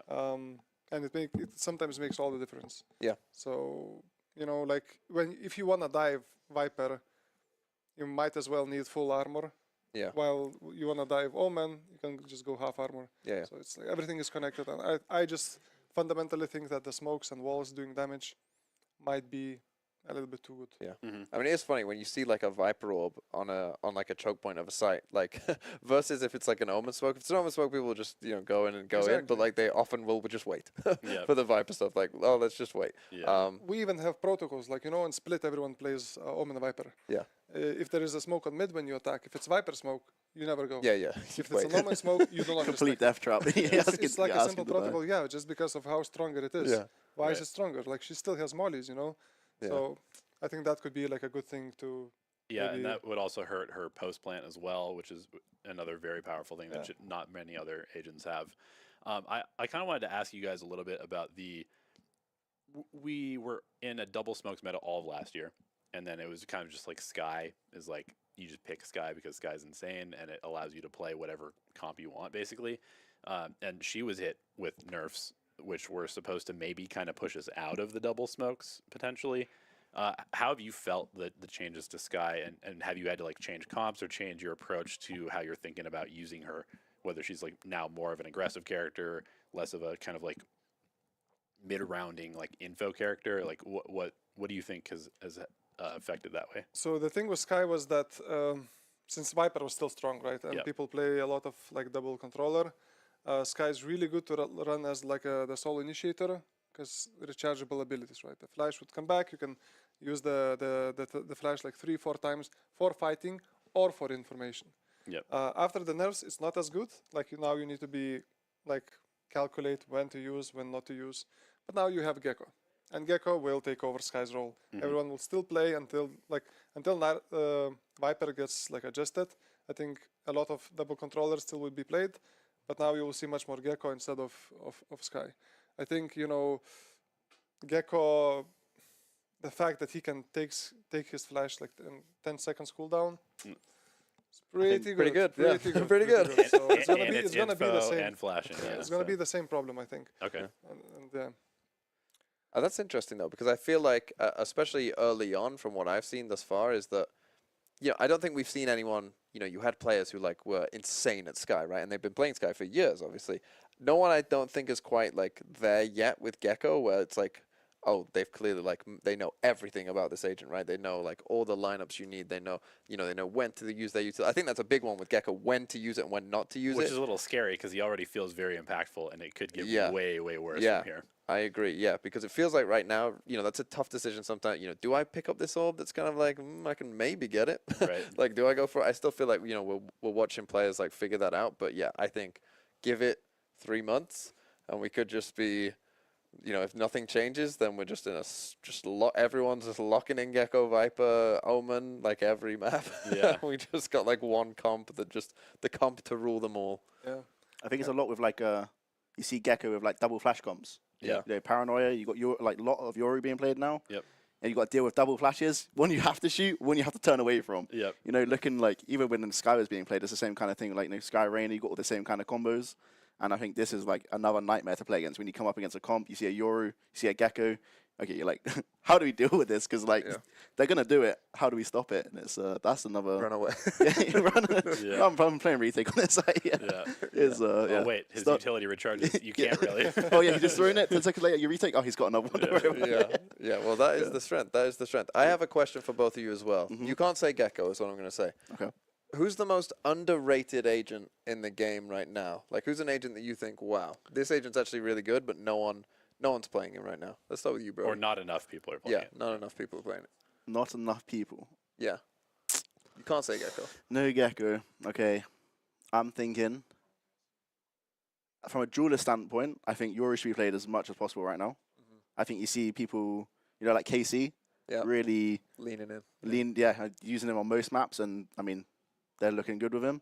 Yep. I think the skill ceiling is crazy high for this agent. Yeah. And people need to, you know, get the reps in. You know, people got 6K maps on Jet and like rounds on Jet, and it's like no one's even anywhere near this of Yoru, and when they do, it's going to be scary to see us. So I mean, Yoru's up there right now.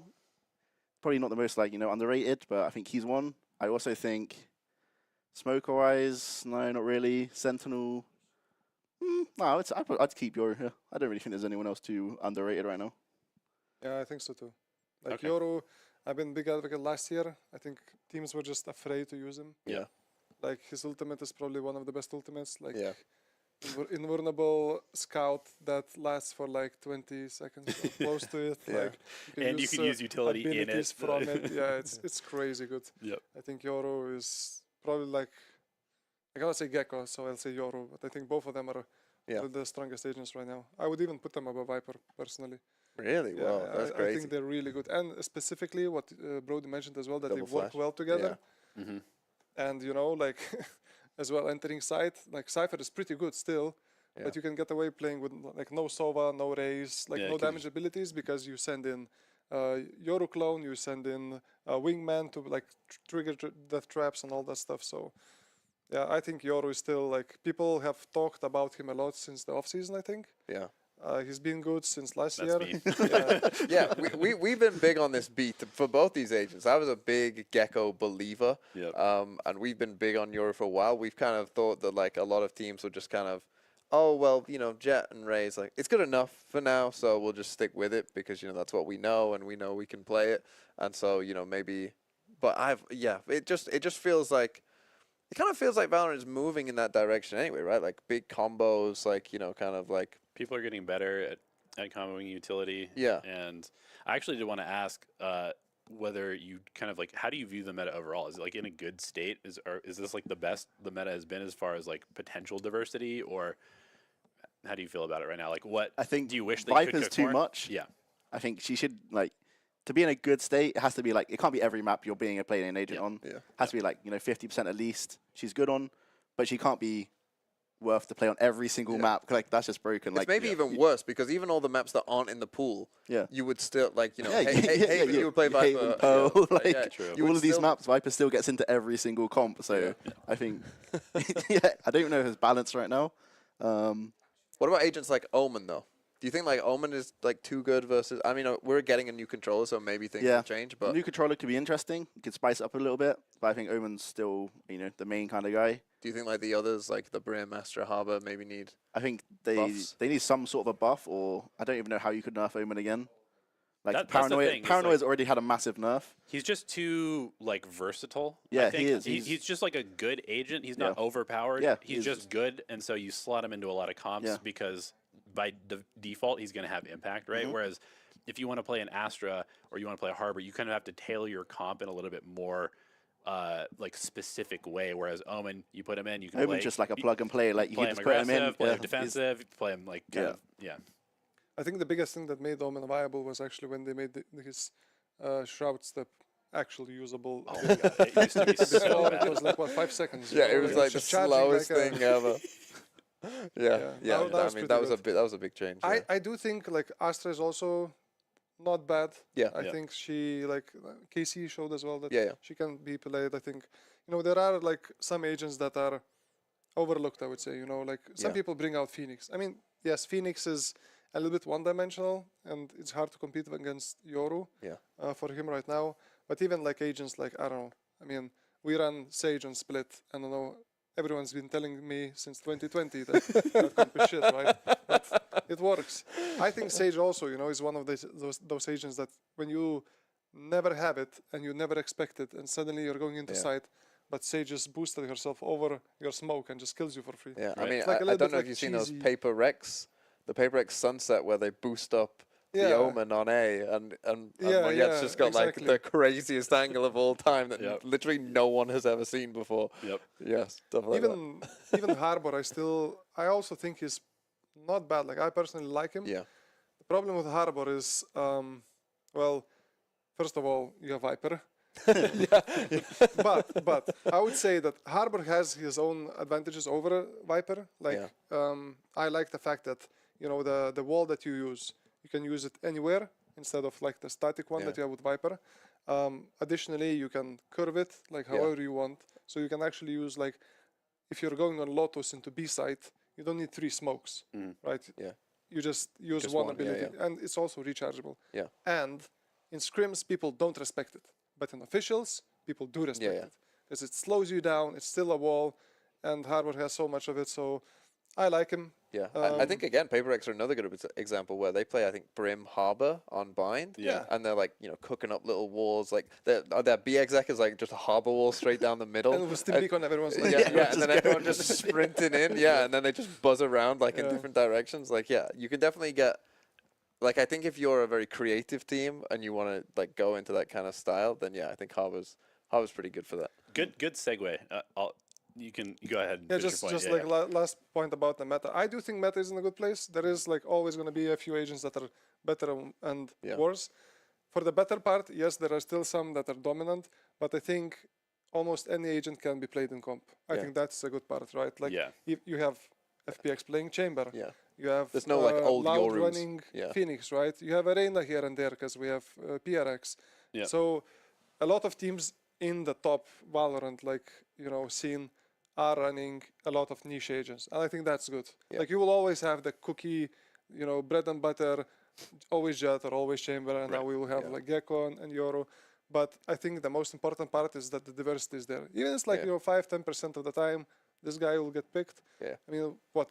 Right. We that- even had like a deadlock. yeah, we right? had a deadlock in played kickoff. deadlock. Icebox, Yeah. right? Yeah, Yeah. and I mean, I think that is a really good point because at no point are you ever going to get it where it's like this agent's 20, this agent's 20%, this agent's 20%, all the agents are 20% pick rate. It's just never going to happen. You're always going to have highs and lows. But as long as it's okay to play the agents, it's not like, oh, you're picking this agent, you're losing the game, right? Which is how it has been kind of in the past. And I do think it's interesting though as well about like Viper, like compared to how people talked about Chamber, Yeah. like there isn't the same outrage, that I find kind of funny because Viper's pick rate is like at where Chambers was, right? It's Yeah. the same pick rate. Her win rate is better than Chambers ever was, Yep. but no one Like it just doesn't have the same feeling. I think. Because Of Chamber like, was unfair. He was like, the mechanic of teleporting is just inherently Yeah. Yeah. unfair. there's not the same outrage at Yeah. like The a Viper. I movement think. abilities, they scale with skill. Yeah. So Chamber like it was oppressing to play. It was no Yeah. fun, not fun, Yeah, not fun yeah, at all. that's the With thing. Viper, you can kind Yeah, of yeah. deal This is with, what I know? mean. You don't Yeah. get the same like kind of like Yeah. everyone's just sick of it. Like, oh my god, please just get this thing out of the game. Like, Yeah. people expect like Viper's gonna get nerfed, and she will do, but like there isn't the same. I think like visceral hate Yeah. for Right. Viper that there was for Because Chamber. people respect good Viper players because like, oh, they're managing their fuel well. They have lineups. Like they have all this stuff that like takes like some brain cells. Whereas Chamber, it's like Just whip out a pistol, boom, okay, and now I have an op that's twice as good as the regular op. Yeah, it's like, okay, cool, good job, man. Like anybody can play this and get kills. So I did have one last question that I want to ask you guys as far as we were kind of like talking about styles, and Paper X is like this kind of creative, free-flowing style, which makes agents like a Arena, like Gecko, a Harbor work for them really well. And then there's other teams that are more solid. Speaking for like the Masters Madrid teams, we have like Sentinels that's very kind of like solid, They have a few little wrinkles in their comps, but they're kind of cookie cutter. You've got Genji that's also kind of like solid, a little cookie cutter. And then you have like Loud that's doing crazy stuff. And it's like, how do you feel about like the style differences between teams, and should because every time that like we had another kind of controversy where teams are losing to Paper X and they're like, well, their style's not consistent. Like surely they're gonna fall off eventually. We shouldn't be losing to these teams. How do you view kind of like the balance of being creative and kind of like leaning into your own style versus like playing what everybody knows is good and just being like fundamentally good? So I think it's like, it's the same with like most FPS games. Different regions, they all have their same kind of style, like aggressive, passive, structured, and like you see it in this game. And maybe this game's even better for it because there's so many different agents You can actually that tailor cater for your it. Like comp for to example, yeah. Harbor, Paper X can run it. They can change the wall every time. Yep. You got 3 guys jumping out of a different smoke every single round. So I think Valorant might even cater for it better to flex onto whatever you kind of feel is good. And like you see, you've got the Paper X's that are playing whatever they want every game. Like they just swap and they make it work. They've got skillful players. They all thrive in chaos, and not everyone thrives in chaos. Like Right. you see the structured teams, if they don't have protocols and ways to deal with it, like they get punished. And you see like KC, for example, really struggling against it, and it's hard to deal with. Yeah.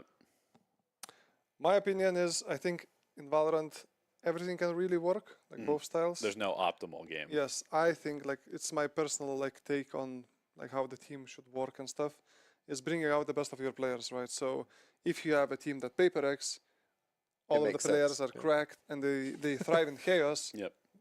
Amplify that with the comms, with your game plan and stuff like that.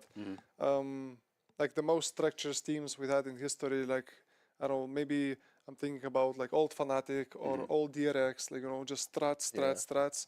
If the players like that kind of thing and that's where they thrive, it's also the best thing for that team. Right. But which style is the best? Like in my personal opinion, you have to have the best of both worlds. Like I call it just like 50-50, 50% structure, 50% just adaptive, mid-rounding, reacting to what's happening. Like you need to have a little bit of both. There is some truth to that, what everyone's saying about Paper X. If it's only 100% freestyle, adaptive, or doing what's on the fly, if one of them is not 100% on their form, which happens to players, it's going to be hard. Well, Like I think we've seen that with Paper X. At the exactly, start like- of last year, they were struggling a lot. Like at the start of this year, they looked a bit. They seem to have almost found it at Masters Madrid. Like they seem to have found themselves. We were talking about this earlier. So yeah, I definitely agree that like that kind of style can be really, really strong. But you Right. need all 5 players to like fire on all Do the cylinders. right things, Yeah, yeah. exactly. Because you'll never be like nobody can anti-strat you, because Yeah. you're changing stuff depending on what's happening. Right. Like it's really good. However, if things don't go your way, you have nothing to fall back on. Yeah. Like Right. no backbone, no nothing. Right. So it comes with a high risk. I think it's super fun to watch though. So I like it. Yeah. But I think like a good balance is always where it's at. I think. Sure. I mean, and that's the kind of cool thing about a game like this, where you can have those teams that are like consistently good, and that consistency will get them some championships here and there. But then there will be other teams that are more like roller coaster, and their highs are a little bit higher than the consistent teams, but their lows are certainly worse. And so, you know, risk reward, right? Like, do you want to be a team that's just consistently doing really well, and then maybe gets overtaken, or do you want to be a team that is like they're sending it, they win a tournament, and then they're the worst team in the world? The next one is like, it's cool. Yeah. Are we done? Are we moving on, or we got more time? I got one quick question. Yeah. Go on. You know, in our video, in the tier list video, Yeah. who said Paper X would smash this tournament? Did someone say that? I don't remember. I mean, he's obviously. It was you. It was you. Because I thought I said they should be like A tier, like solid A tier. I got a lot of haters over here, like saying that they ain't gonna make it. So Well, I was explaining this to Elevate that, like, after when we first were doing like tier lists and stuff, like when we knew all the teams, like I was really down on Paper X, and then as more time went on, I started to think, oh, what if they figure it out? they What just if turn they up to get LAN good? and they just start smashing everyone. Yeah, what if they just figure it out? Yeah. Yeah. No, There you go. I'll take the L. I wanted to put them in I'll C ta- tier. You know, whatever. Same. I was not a believer in that season. Yeah. Cool. Well, thank you guys for joining us. I think we're probably going to go to just like a quick break, and we'll have another segment that's not Cosmic Divide. I think the podcast is over, so that's cool. Well, I have one quick question for Yeah. MBS. If all the animals had a fight on land, Oh, here we who go. would win? Dinosaur. An animal that's alive now. Oh, sorry. are you- Dragon. Komodo. Well, there you go. You can't really argue with dragon, can you? No. We actually had a different kind of game in the team, like during Ascension, I think. We were discussing what kind of animal you could beat, Beat like in the a fight. biggest Yeah. barehanded. Okay. And we had this big argument with Musashi. He claimed, He believes in himself claimed- very He much. claims, still claims to this he day. still claims to this day that he can beat Cheetah in one-on-one. He would not last 5 minutes. He would be 5 seconds. Yeah, he would last 5 seconds. Yeah. I mean, how is he being a cheetah? I don't- What kind of animal would you beat with your bare Oh, hands? that's a good question. Biggest one. See, because I'm trying to think like a big dog. I think is kind of like, you know, in the range of like where maybe most people like, you know, they're trying to ban. It's a big problem in the UK right now. They're trying to ban those dogs, those XL bully dogs, because they Yeah. keep killing people. So that makes me think like maybe a big. Could you take one of them? Well, that's the thing. I don't know, like, you know, because they're killing like children and old people. So I feel like I could beat a big Yeah. dog, but I feel like that's maybe. Does that count as a big dog though? Like I feel like they're not that big. Yeah, They're like yeah. they're just chunky, like Yeah. they're just powerful. Could I be a big dog? Yeah. We might want to wrap this up before PETA gets on the phone. I don't know, but it's interesting because like a deer, right? Like a deer isn't the kind of an interesting one because like they're quite timid. But if they kick you in the head, you don't have a chance. My initial answer was giraffe, but then I changed it. No. How are you being a giraffe? You can't hurt a giraffe. How would you ever hurt? But it's pretty big, though. Yeah, but you can't be If a I giraffe. beat it, I win the contest. When was the last time you went to a zoo? Actually, I go almost every year. Well, No, but I admit that it was not the best pick. I would die pretty quick. you can't be a giraffe. I You think a can't. big pig is a good shout. Big pig? Big pig. Yeah. Yeah. Okay. A big pig. Okay. Yeah. So production has been an aria. Yeah. See, I always love to do this. Like, you know, production's like, oh, don't mention it. But I always like whenever production's been in my ear, I always like to mention that like, oh, they've been in aria. So what we're They gonna said do? stop talking about beating up animals. Yeah, It's not, yeah, not acceptable they were for like, the stream. Sorry. Yeah. No more giraffes. Yeah. So instead, we're going to talk about beating up people in ranked. We're going to bring in Yeah. a couple of Ranked demons. Ranked demons. I mean, Yeah. you know, no offense, Brody, but On my day, I could be a demon, but yeah, there's definitely some more. There's some bigger demons in here. Are you an insta-lock Rainer in ranked? I'm not. No, unfortunately not. Oh. Yoru, however, You play Yoru in ranked. I like to troll my games. Yeah. my man. Okay. Well, we're gonna have to say goodbye to MBS and Brody. It was lovely having you here. It's been a pleasure. Thank you And very much. We'll see you guys later in the stream because we're going to have a show match later Yes. on at the end of the night against Falcons, which will be really interesting. Yeah. Don't lose. I hear you guys have been Don't, cooking. we're not Yes. gonna lose. We're not gonna lose. Don't worry. I'm about gonna claim a new meta incoming. Okay. Oh God. See you tonight. This is either going to go really well or I don't know. We might have to delete the VOD. Yeah. If you lose, we delete the ball. Let's hope we play Split and Breathe. Okay. Yes. Are we changing? Is it change time? Crimson's giving me a thumbs up. Cool, guys. Thanks The for boys joining unit. us. Thanks for having Thank us. you for having us, No boys. problem. See you later. Don't kick anything on the way out.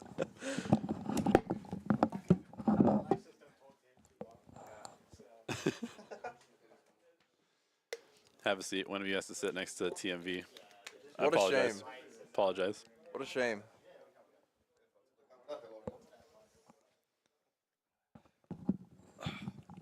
Hello, gentlemen. Hello.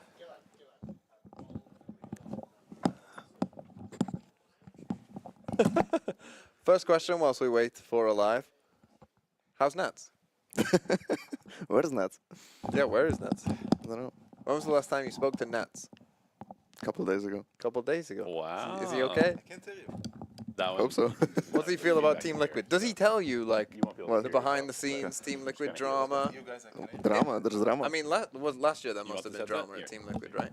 I have no idea. I really, doesn't tell you? I really don't talk about it much. Oh. No. Next I can time still you hear got to it, ask so him it's okay. about the drama and then feedback. Okay, I'll message you. Sure. Yeah, ask him what happened last year on Team Liquid and then feedback to me.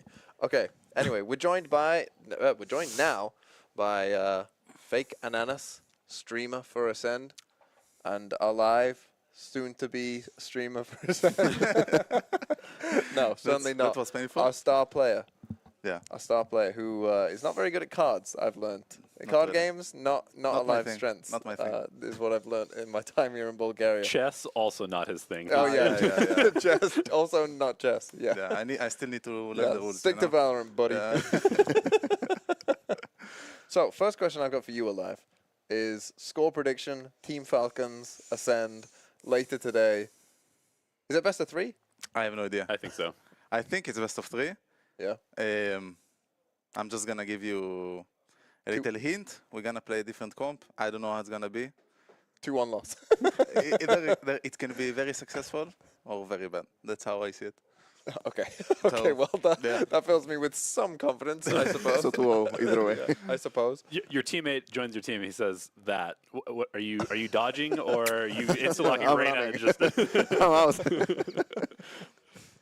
So, one question I've got for you and Mr. Ananas as well is, how do you do it? How can you play Valorant ranked and not just lose your mind? I remember I had to do a quick little thing where I was talking about Icebox and they wanted me to talk about some rank tips for Icebox when like it changed, and I watched some of your ranked streams on Icebox, and I was like, I don't know how you do it, because you're like literal round like 2 or something. Yeah. You're like, play off my flash, play off my flash. You flash for him, and he runs the other way. He literally runs away, and, This and then is- you both die. Yeah. And then he's typing in the chat to you like, "What My are fault. you My doing?" fault. Yeah. And you're like, what is this guy talking about? And Unlucky. how do you do it? How do you deal with it? I've been playing ranked since I was like, I don't know, 12. Like I started in league and it was even worse in league. So this is like, you know, normal territory for me. So doing this over a decade, you just gotta learn to be in the moment, but also like realize everyone else is just heated. You just let it go after. It's just no big deal. So everyone's just trying to win. Just play your best. you have diamond skin. Yeah. Unlucky. Sometimes it gets to you. Like sometimes it's just rough, and after a couple hours, you're like, how will I keep doing this? Like, What I'm doing with my life. yeah, exactly. But yeah, for the I don't know, for the majority of the time, I'm just there to play and hang out with people on my stream. So it's just fun vibes. I'm just trying to climb. Cool. Okay, Cool. question for both of you. I mean, you're both at like the same level in terms of ranked, like when you play, right? High radiant. I mean, you've hit number 1. Have you hit number 1? Yeah. Okay, so you're against each other. Who wins? Probably him. I'm He said confident. it. I don't know. He said it. He said it. He's not going to say the opposite. He backs himself. He backs himself. No. To be fair, Fake Ananas on rank is really good. I never played against him in a team. He was subbing for us in official, I think, for a couple of officials. There's a demon on Yeah. KO. He played good, honestly. He played good. But I think rank is a different game than, you know, like team environment. So it's hard to say. But on rank, he's a demon. So Yeah. I mean, yeah, that Raze player who ran away from the flash. I know it's a different environment. I think if someone in Ascend did that, like, oh, peek off my flash, they flash and they run the other way, Yeah. you'd be like, What's get going him on? off the team, Yeah, get him yeah, off the yeah, team, definitely. walk home. definitely. Yeah. So my question: so a lot of people in ranked and I'm interested. Both of you could probably chime in on this. A lot of people in ranked say, just insta-lock, like just play the agent that you like, particularly, Reinas and stuff, like play good ranked agents, not necessarily. I'm someone who loves kind of weird, like I love playing like weird agents and stuff. I became a Viper main at the start of the game because when I started the game, Viper was considered like the worst agent. true. So I was It like, was a troll pick. yeah, so I was like, well, I'm going to become good at Viper. And then they buffed her and then she was insane, right? So what do you say to that? Do you think everyone should kind of do you get annoyed when people are like, oh, don't worry, guys, I'll fill, don't worry. And then they play something and they can't play it. It's usually for me personally, it's just when you get the Radiant Elo players and they're like Reina mains or whatever, and they feel smokes, and it's like, how can you not smoke your Radiant, right? Like, it's the most basic stuff you should know about the game, but if you're feeling on some agents that are like out of meta, I think that's okay, but just like purely Yorus and Reinas and Deadlock and ISO, like, Deadlock now is fine in ranked at least, because she's like surprise pick. People don't really know how to deal with her. Yeah. But outside of that, it's just like, play whatever you want. Just please not Reina. Play Reina. Right. Let's say 4 people have locked in. There's no smokes. Reina is incoming. Would you rather that the guy picks like if he's a Reina instalock, would you rather he picks Reina instalock, or would you rather he pick a smoke? That's a 50-50, because like, are you gonna drop a 30, go Reina, bro? Like, if you're not gonna drop a 30, go smokes, even if they're gonna be bad. So it's like, it's coin flip either way. Okay. Honestly, in rank, I believe that if you have a smoker, it's nice, but if the guy don't know how to play smoker, just play what you want. Yeah. And there is so many games that we won, like in rank, where we have 4 duelists, 1 sentinel, just rush every round, we win. You win like 13-2. We just go, we kill, we win the round. Like, I do think there is a mental buff you get from playing 5 duelists in ranked. Like, you just, because it's like, oh well, now we've got nothing to lose. Right now, if they lose to 5 duelists, they're feeling pressure of like, oh, we can't lose to 5 duelists, but you don't care, right? Until you get a buff from just doing it. So what we've come up with essentially is the best way to play Valorant in ranked. If you want to rank up, just play 5 duelists. I mean, ranked people are dumb, right? So even if there's only 2 on the site and there's 5 duels running at them with a ton of utility, they're going to take the fight. So it's like, I'll take a 5-on-2 every single day, right? Yeah. Yeah, exactly. Yeah, it works. It does work. Now here's the thing again, another question for you. A lot of other games, unplayable to play ranked at a high level, because of so many cheaters and stuff like that. Like, it just doesn't work. How many times? Because this is always an interesting question, I think. Because I've never had the cheater detected screen. Same. You've never had it. Never. And Maybe that's ironic. If you asked me this 2 weeks ago, I would never have seen it. Now it's been 2 times in 2 weeks. 2 times in 2 weeks. Wow. Okay. And before that, not once. Maybe right. And have you ever because that's the thing. I think I've seen like people who are very sus, like having 4 KD in Radiant is a bit suspicious. 4, okay, bro, what are you on? But having the screen like was his name Acend alive? Yeah. No. So yeah, I have seen it twice now recently. Other than that, I haven't. That's crazy though, isn't it? Really, compared to like so many other games, so it's literally unplayable. Like you can't even play the game. To be fair, on Valorant it feels quite good. Like I didn't see a lot of cheaters. Like even when I play, I don't feel like you don't feel it. I don't feel it. It's not like that's the thing. Like I remember playing like Warzone, and like in the back of your head when like you see some of these people running around, you're always suspicious. Like you're suspicious of everyone because you've encountered it and it's pretty common.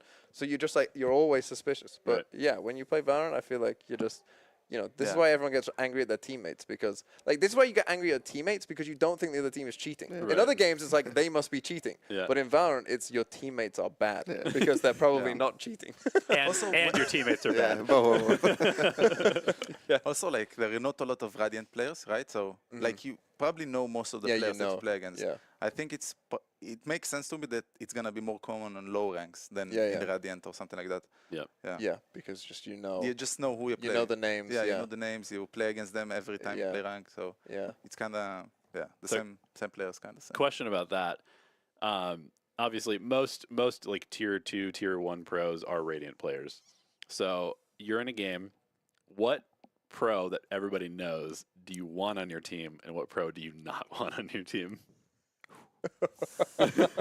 It's only in ranked. It's fine. It's only ranked. It's only ranked. Some people are really good players. Brody was telling me. Brody was just on here saying he plays Yoru. He just you locks know? in So Yoru you don't want control Brody. No, first of all, you don't want Brody in your rank game. Because he plays Jet, he plays Reina, he plays all these duelists, you know, like, why just take what you're good at, you know? But the one you want is Nuts, that's for sure. You want Nuts? Yeah. that makes sense. Good teammate. He always has the positive vibes. He's correct, obviously, so it's just, I don't know. If you have him on a team, it's just like... He'll play Viper. Yeah, exactly. Like he plays the role that is like you usually don't have good people on that role. Like the Sentinel controller style. Like usually people on that role are just either full baiting or just full on don't know what to do. It's always funny watching Nats' stream when like he's playing Cypher or something on what he's got his setup. They go to the other side constantly, and you just see him just get more and more like just fed up. Just like, bored. Yeah, just like bored, fed up. He's like again All for right, this. I'm retaking for the 12th round in a row. Yeah, come on, alive. Who's a player who you do want in your ranked games? Who's a ranked I can demon? tell that I don't want myself playing not duelist. That's how I say. If I don't play duelist, it doesn't look good. You know, it doesn't look good, and the chances of me winning are probably low. Yeah. So Who do you want though? Who's a pro you're like, oh, thank God we've got?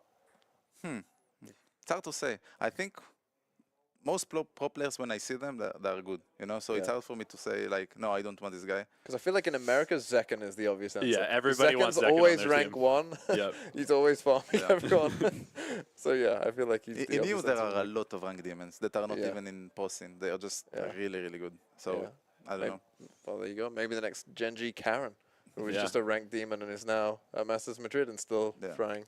Right. So that's actually a good segue to my next question, which is, what does it take to go from being like a top tier ranked player to functioning in a team in like a good way? Very simple. Discipline. You can see that in a ranked player, like when he just go through smokes, only find timings, and that's the only way he can find kills. He's not gonna be a good player, like in pro scene. And when you see a guy that he's disciplined, he's playing the game right, you can see he has potential to go pro. You know. What about our boy over here then? Yeah, Yeah? you can go. Like I think he was a pro. Like you played in. I played in Polaris. I think I played against you a couple times as well. Yeah, H2O, right? Yeah. I But remember after that, it's just I've had more stability in streaming rather than pro scene because I didn't feel really you. get any good offers. So. Yeah, that's why I haven't gone pro as well. Yeah. Feel you. Yeah, that was my. Nobody's picking. To be a fair, team when for I you. think about it, you ask about the player. I think Purpo. Yeah. Now I think Purpo? Purpo, okay. Yeah. Like he's feeling. You know, he Yeah. sometimes plays Sova, Initiate or whatever. Sometimes play Rena. He's always popping Yeah. off. He's a good guy. Nice comms. Good guy. Yeah, always helps to be a good guy. Yeah, it's good. Honestly, it's important. I mean, it is. If is you want to go deep in pro, you can't be a bad guy. No, No. You've seen people guy- don't want to play with you. No, It's over. It's over. You got to be a nice guy. Yeah. That's true. Anything else, Elevate? Yeah, I did have one other question, which is you were saying how Radiant is like it's not that many people, so you kind of like get to know these people. There's a lot of people who probably have close to potential to being Radiant, but what's the difference between like an Immortal 3? Like what allows you to actually get into that next tier of like, getting the badge? I think everyone in Immortal has good aim. I don't think aim is just a big factor in that. I think, though, that you need to have good game sense, awareness. You need to realize when it's good to pick, when it's not good to pick, how to pick, stuff like that. And that's probably what's the difference between. But yeah, I think people focus too much on aim, and I think it's the wrong way to look at things. Because aim is important, for sure, 100%. But at some point, it's not, you cannot, I don't know. Everyone's got good aim. Everyone has good aim, exactly. Yeah. So you need another advantage. Would Yeah, you say the exactly. same? Yeah, basically, like everyone. At some point, you get to a level where everyone has good aim, so you gotta basically outbrain them rather than out-aim them. So you can still out-aim to a certain point, but like especially if you get into a team environment, that's not really gonna help you. Like sure in some scenarios, but it's game sense, understanding utility, combining it, and all of that together. So you're saying that race player on Icebox? Oh hell no! no. No chance. There's so many of them, man. Like go pick on my flash, go pick on my flash. I throw it, and it's just like, well, maybe not today. Then. I'll do another one. Yeah. Unlucky. Unlucky. I live with this. It's fine. Like that's kind of depressing, honestly. yeah, it is. Yeah. Like I chose the worst role for ranked. I was considering going to duelist and just hold W, whatever. Yeah, just But yeah, play jet every map. Yeah. Just dash out. yeah, I'd get bored of that. Like honestly. Yeah. Because it's like it's super fulfilling playing a support when teammates actually work with you. Like I drop 20 assists every game when I have good teammates who listen to this. So you've got the complete opposite opinion. You hate playing anything non-duelist. It's just like I'm with you. I love where like like getting an Astra like stun across the map where you predicted where someone's gonna be. That's like, oh my god, what a feeling. Yeah. You're like, just get me the kills. Yeah, exactly. If I flash for someone and he doesn't go with it, I'm just, I'm not gonna do it ever again. I'm just gonna use it for myself. You guys find another support. I say that all the time. I use it 3 times, so they don't listen to me. Time to right click flashes. Yeah, that's it. Yeah. Okay. At some point, you just, for you're gonna carry. That's how you see things. Yeah. Well, you guys are. I mean, maybe you guys are the new duo. You'll be ranked 1 and 2, and just you gotta play more, man. Yeah, we can. Support player, duelist. I mean, to be fair, he plays much more ranked than me. I play maybe 2 games a day, maybe. Yeah. At a good week. Yeah. But well, I mean, I also play in the morning. So don't lose the Falcons. I mean, if we lose the Falcons on this day, man, I don't even know how are we gonna end the stream if we lose. We'll probably just sub you in from now on. TMB is now on. Honestly, Ascend. get me in. In fact, if we're down 1-0 maps, put me in, coach. Put him in. Executive decision. We're put him in. Okay, are we ready? I think. I think we are. So thank you guys for the ranked insight, and honestly, it was pretty informative. It was nice and wholesome. We didn't flame people too much. You gave people hope that, you could go pro. Yeah, I really wanted both of you to come up with the same name of like a player that you don't want in ranked games. It would have been really funny if you just both instantly said like a name of a pro player. There is a guy, but I can't remember his name. He's Turkish guy, There's a couple of Turkish guys. There's a couple of judge abusers. Those are the people I go away from me. But yes, thanks for stopping by, and we'll see if you can win later on. Don't lose. We want. No pressure. Are we coming out as well? Okay. Oh, we're gonna do the tour. We're gonna do the tour of the whole facility. So this is gonna be the best transition ever because so you guys have seen we've had clips for our podcast, we've had guests, we've got a set, we're in person, and we have a man on the ground, and that's where we're going next. We're going to Fragstuba, another Ascend content creator, streamer, crazy little German man, and he's going to be running around the office bothering people and showing you the new Ascend facility in all its glory. So let's go ahead and Frag, can you hear me? Come in. And this is the first thing you see when you enter the new Acend headquarters. I mean, not me, but this beautiful looking logo and the venue I'm going to show you. Very warm welcome to everybody out there. Hello, live from Bulgaria, from Sofia, from the new Acend Club headquarters. Let's do this. I'm going to show you around a little bit, and I want you to come with me, guys. First of all, we're starting right here. And the first thing that catches our eye is this beauty. Look at that. Some of you guys might have seen this already. This is the official Champions Trophy and a lot of other trophies, but this is probably the most important one. And if you come here, you should really, take your chance to, check this one out, maybe lift it up for once. So follow me around, the viewers. I'm going to show you around, and then I'm going to show you the whole new venue. It's huge, it's big, it's awesome, it's super modern, and this is how it looks like. Get over here, guys. So this is the first room I'm going to show you guys. This is like the production. We're going to see the video editor over there, social media stuff. We have all those slots usually taken, but today it looks a little different. I'm going to show you all about it. I show you where they all are. Maybe a little glimpse into this direction here. Look at this. Yeah, we do have table tennis. It's probably the biggest table tennis you've ever seen in your whole life, I guess. Usually this is our meeting room, but today it's kind of different. Right, guys? Yeah. Show me what you got. So this is our Valorant Pro Musashi. And our content creator over there called Beerbank, kind of like a PUBG Pro or semi-pro, let's say. And they're battling in different games. So this is what you can do here if you visit Bulgaria, if you visit the headquarters. Just keep following me. Give a little wave to Carsten. He's our video producer. These guys are doing social media as far as I'm aware. And now there it comes, my favorite part of the whole headquarters. And we're going to meet a lot of people over here. Get in here, guys. Get in here. Look at this. have a look at this beautiful hangout area.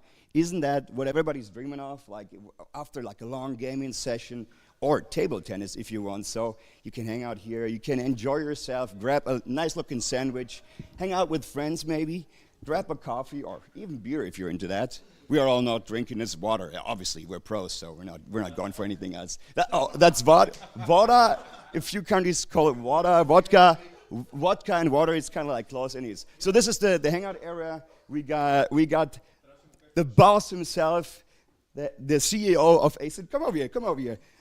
Let's have us. This is Ben. I guess you all guys, you know him already. So that's. We can basically.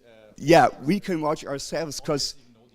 Yeah, there's a little delay because we can watch ourselves as well because this venue not only has like the good coffee, the sandwiches, the hangout area, we have a huge TV going on here where we can see ourselves right now.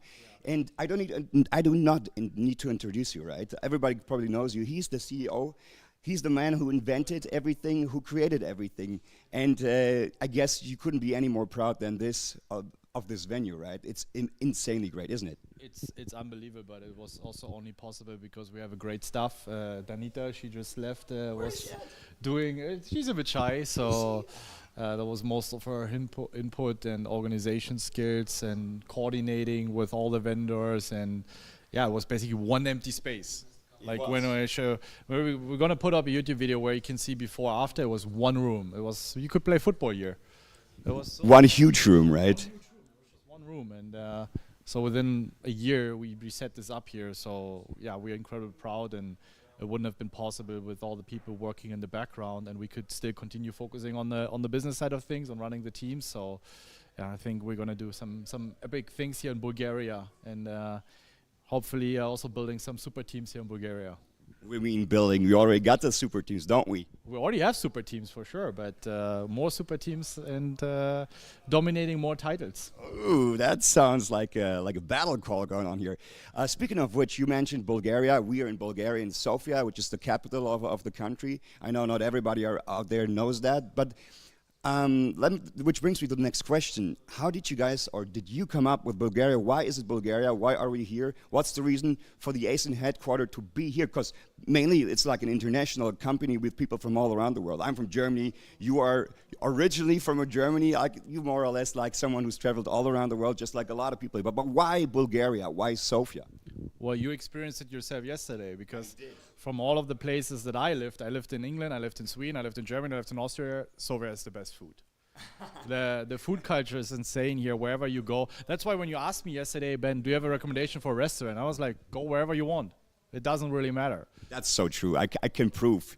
Yeah, but compared to Germany, internet sucks in Germany. The digital infrastructure sucks. If you want to build something, it's so slow, it's so old, and esports is quick. That's true. That's you can't wait a year until you get an approval for something, and then an opportunity is gone. So it's like easier, faster, accessible, and just like internet is like another story. Like we're from Germany. That's a whole different story. Here, for example, I downloaded and installed Apex Legends within 15 minutes. Like when I first entered. This is in Germany. I would have to like let my computer run during the night to download everything and stuff.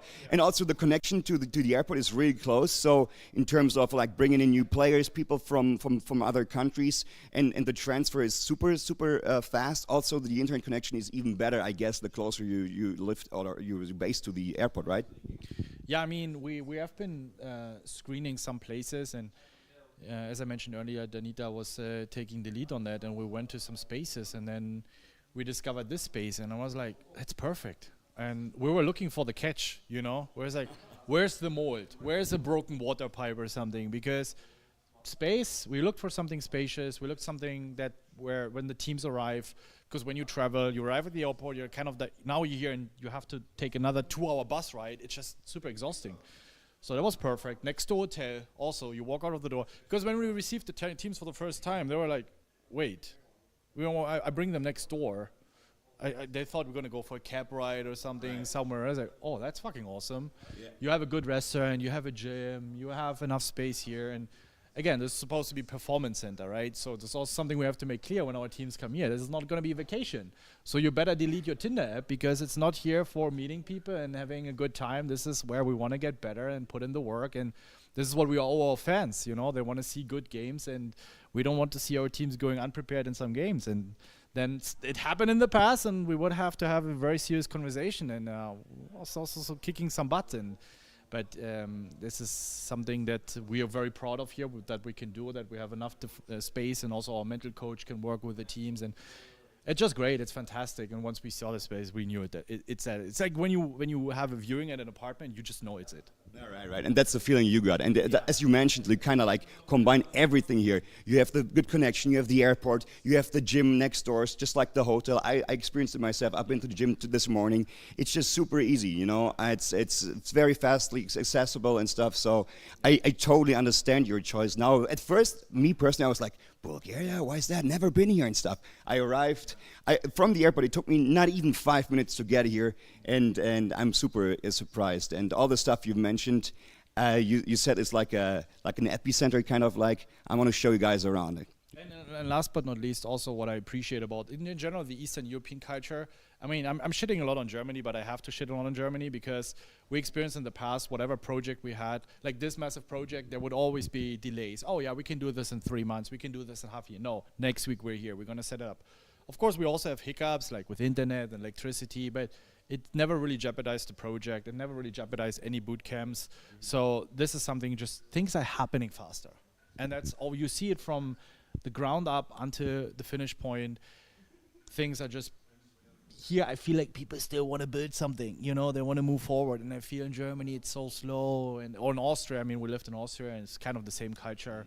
So, and that's why I think a lot of the countries like Bulgaria, give it 5 or 10 years, they're just going to move so quick with, you have so many startups coming here, and I think this is something that Germany can learn and improve on. But yeah, so that's basically a lot of these reasons. And I've been now visiting Bulgaria, I think 40 times over the past 5 years, and I always enjoyed it here. I like the people, and so all right, not just the facilities, but we also moved here, so I live in Sofia as well, and yeah. And this is a good reason for sure. Have to learn Bulgarian. Well, that's another story. It's kind of different. I experienced myself. I've been out to the city, like capital city, right in the middle, to see what's happening, and I can only like. I'd say, yeah, you're right, man. I mean, you can tell that the city, the people, everything is developing, you know, new buildings everywhere getting built. Yeah. Like, even if, like, I don't know if you can see one here, but if you look out of the window, like, you see new buildings everywhere getting built right now, which speaks for it, I guess. And I think your choice is not the wrong one, as far as I'm aware of, and as far as what I've seen so far. So, speaking of which, I think I should show you around a little more, right, Ben? All right, so that's the CEO of Acend, Ben. Give it up for him in the chat, little hype. We appreciate that for sure. As you can see, look at the view. Actually, you can even see the airport and planes going up and down here. So it's super close. Just to prove it a little bit, if you don't believe that. All right, let's keep going backwards this way, and I'm going to show you where the magic is happening, like the real magic. Talking about all the pros. When they're not playing like table tennis right now. Come on, let's get in here. Let's get in here. Let's see what they do. Hey guys, what's happening, everybody? I'm super bad, but they seem to be pro. By the way, this is probably the longest table tennis table you've ever seen. It's the longest in the world, I guess. So show me what you got. Oh, now they're showing off. You can tell they're showing. Oh, look at this reaction time. This man is as old as I am, and his reaction time is even insane. What's happening? You know, pros got to practice and train every part, and this is like reaction training, I guess. I just played a match of chess here, so you can do pretty much everything. And to be fair, this room is usually used as like a meeting room. Usually we do have chairs, no table tennis, so you got pretty much everything. But you know what? Ben talked about her, and I think we should mention the second bosun. Yeah, let's turn around really quick. I want to bother them. I want to bother them real bad. Let's get in here. They thought I'm not going to come in here, but we really want to see that. I know she's a little shy, but without her, it wouldn't work at all. And she speaks every language. She takes care of everyone. Without you, it wouldn't work. And how did you handle all this stuff, and how do you handle Ben? at the facility. Stressful. Don't like we have a great team. Just everyone is so nice, so helpful. Like everyone jumps in, so it's like a team effort. Everything is a team effort. I feel like, I've been invited 3 days ago, and I feel like it's like a big family with you being kind of like the mom in a good way, taking care of everyone, of everything, of pretty much anything, right? And you're born for this job, aren't you? I love it. I love it. But yeah, we're really lucky. Like everyone here is just so nice, so kind, so lovely. So we're very lucky. Yeah. And you're not from the gaming side usually. You don't come from this, and still you include us and yourself into this whole new area world, and it's so perfectly. It's just super smooth, right? So I couldn't say less than thank you so much. You're doing a great job, and I'm super glad to be here. I'm so happy you guys are here. It's just everything makes sense. Everything makes sense when the team is here. It does. It does. Speaking of which, the team doesn't only consist of these people you've met already. Take a look at this bearded dude here. Without him, it wouldn't work at all. He's responsible for pretty much anything in charge, right? Introduce yourself. By the way, I didn't mention. We mentioned her. It's Danita, of course. Sorry, I didn't mention the name. What's your name, by the way, buddy? Yeah, I'm Mark Crimson. People probably see me head of esports officially, but right now head of anything that needs doing, I guess. Whatever it is. So yeah. I'm also doing the Twitch chat. Say hi, Twitch chat. Oh yeah, that's kind of like a little interception, you'd say. You were the first when I was requested for Acend. You're the first guy who reached out to me. I remember back like years ago, you reached out to me on Twitter. I was like, is that a fake? Someone from Acend is talking to me? Why is that? So you have an eye on pretty much the whole scene, and you know what's up, you know what you're talking about, and you know what you're doing, right? Basically, come on down here. It's probably better. Yeah. I mean, I started doing the Valorant stuff here. I mean, a long time ago, I was doing PUBG. I was doing, I was coaching the PUBG team. That's how I first met Ben and then got involved in everything. But these days it's like esports, we're doing content, we're doing the facility, everything that needs setting up, just getting involved in everything, trying to get learn on the job in some cases, but in other cases, I'd like to think we've done a pretty good job with the team so far, and hopefully more to come. So he's super satisfied. I mean, why not? And you've been here for pretty quite some time. I've seen pictures of you on the wall. We're going to show it in a second. You're here since the beginning, basically, even before this whole headquarter thing and everything started, or even the idea of this thing was built, right? Yeah. So I was part of all the rebranding to Acend, into doing all of the setup, doing.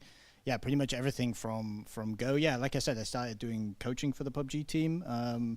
Used to live in Berlin with the team, and Ben was my boss. I mean, he's still my boss, but he was my competitive boss. Like, you didn't want to mess up. And and then after working with Ben for a while as a coach, I moved into doing management stuff. And when we moved to Acend, I took Valorant in as my baby. We did all the, the team and stuff, 2021, and all the success we had there, and we've just been going since. So it's been good. Sounds great to me. So all the best for the future so far, and I think without you, but with you, it can't go any wrong at all. At least it hasn't been going wrong so far. So let's go back this way.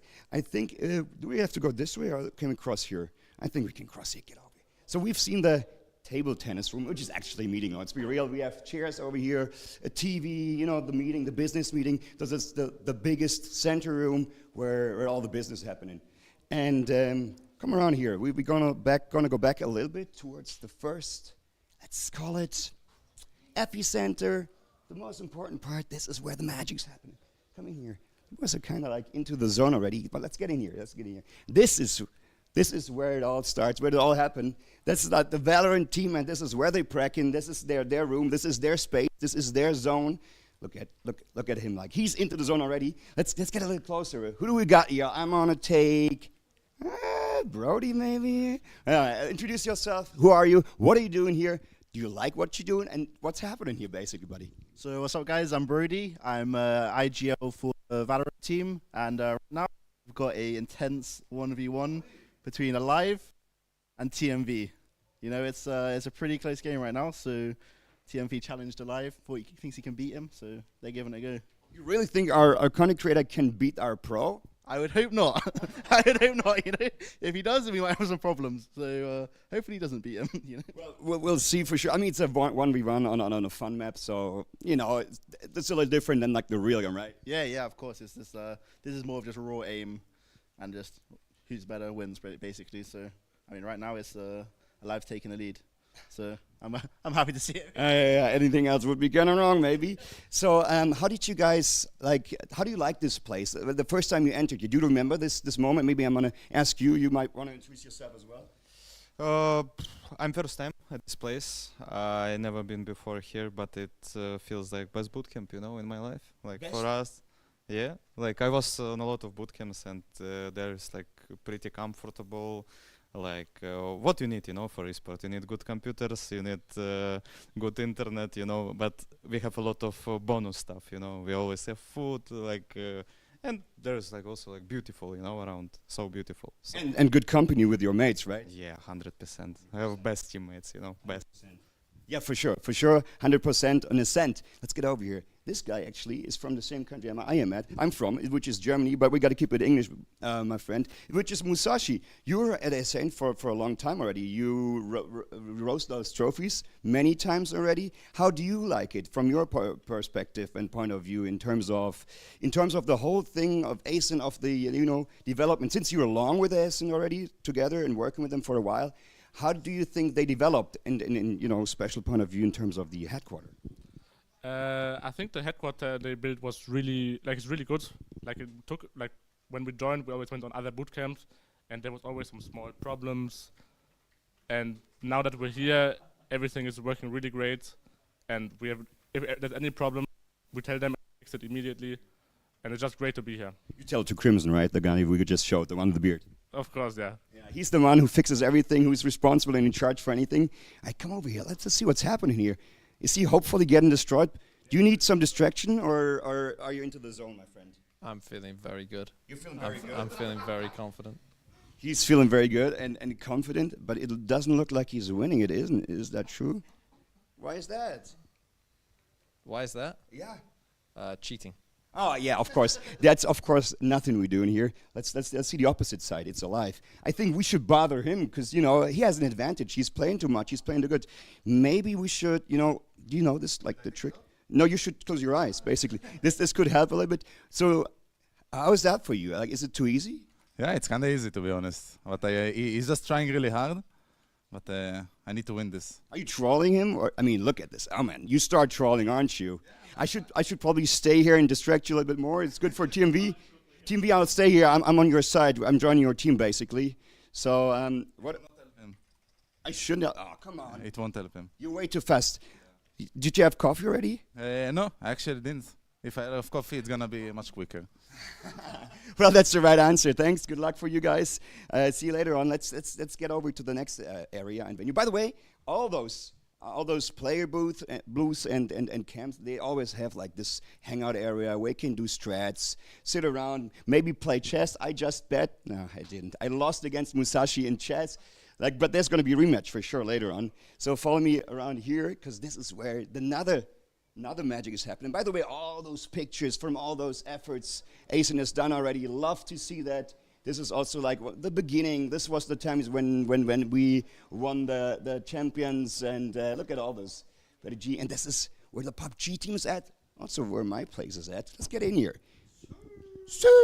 We hear them already. What's going on here? Let's get over to the PUBG boys. What's happening? Are you in game? Yeah. Awesome. That's the best way to distract. 8 killing streak already? We're playing a 1v1. But I have to play on the settings that our boss uses, and they're absolutely terrible, so it's very hard right now. Wait. The boss, the CEO's playing with you? No, yeah, I'm playing on his settings, and he uses right-click to jump, and he uses E to ADS. No, you're joking. This is a disadvantage for sure, bro. Yeah, exactly. This is insane. How can you do this? Sounds illegal to me. I'm struggling in here, but I'm trying to keep it up, NBS is an ex-PUBG pro, so it's hard. It's hard. It's tough for you. It's tough for you. I see. So this is, but this is where you all. I'm getting over here. This is where you guys practicing and practicing all your strats, all your, I'd say, pretty much everything. Who are you, by the way? No one knows. I am Rex from the PUBG team, and yeah, I'm setting up my stream because we're playing custom games soon. So yeah, just chilling. We're playing customs here. Yeah, we're playing. What's that about? In around 10 minutes, we're gonna host some PUBG custom games. Can I join too? Everyone can join from the stream. Everyone can join from the stream in the customs? Yeah, and you can win stuff. What? Wait, say it again into the mic. I don't know what exactly. You have to ask Hobo, but you can win something. You can win something? We're talking about merch and stuff, maybe? I don't know. I'm not saying anything. It's a surprise. Let's put it this way. So if you want to join from the chat, you can join. All you guys can join. We might gonna have a little challenge going on here, and you can win stuff. I guess it's gonna be merch and so on and so on. So there's a lot gonna happen. I want to show you someone else because he's trying to hide. He's trying to hide all the time, and it's time for you. And he told me he's gonna hide, but he is not. No chance. That's Sua. He's responsible for all the Oh, you know what? Introduce yourself. Yeah, my name is Kevin. Hi. What are you doing here at Acend? And how long have you been with Acend so far? I joined Acend at the beginning of the year, and I'm the head of partnerships, so I'm responsible for everything that's going on, that's on our jersey, everything that goes into the stream. I'm the one that is responsible for that, so if you want to get in touch with Acend, you're probably going to talk with me. Without you, it wouldn't really work, wouldn't it? I'm my best. Okay, how do you, since you're not with Acend for that long yet, and but it's still not your first time here, how do you like the new headquarter? I mean, this is basically what the stream is for, so give me your thoughts on the new headquarter. So when I was here for the first time, like a month and a half ago, it looked already pretty nice, but there was no decoration up, so it's definitely a step up to what I've seen in the pictures when the room was empty. Like, it was one massive room, the walls that you've seen in the tour went here, and it's really nice. Now it's all separated with those super fancy glassy walls and stuff. We have I don't know if you've mentioned it, like the paintings on the wall in all those player rooms, the sand in the sky, you know, sand. It kind of fits the theme and stuff, so it's pretty awesome. I like the table sponsored by one of our partners, Yasa Play, which you can, you know, adjust. Maybe we should do that. Is this gonna be like a little challenge for him? Yeah, this might be something you not want to do while someone's playing, but it's kind of fun at the same time. Let's see how high we can go. Is that helpful? I think so.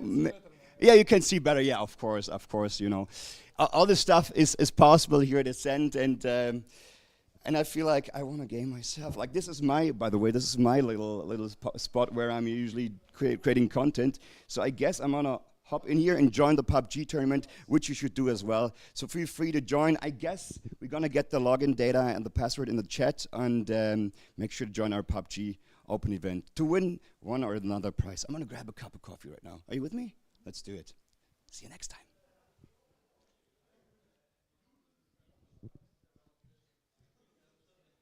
Coffee?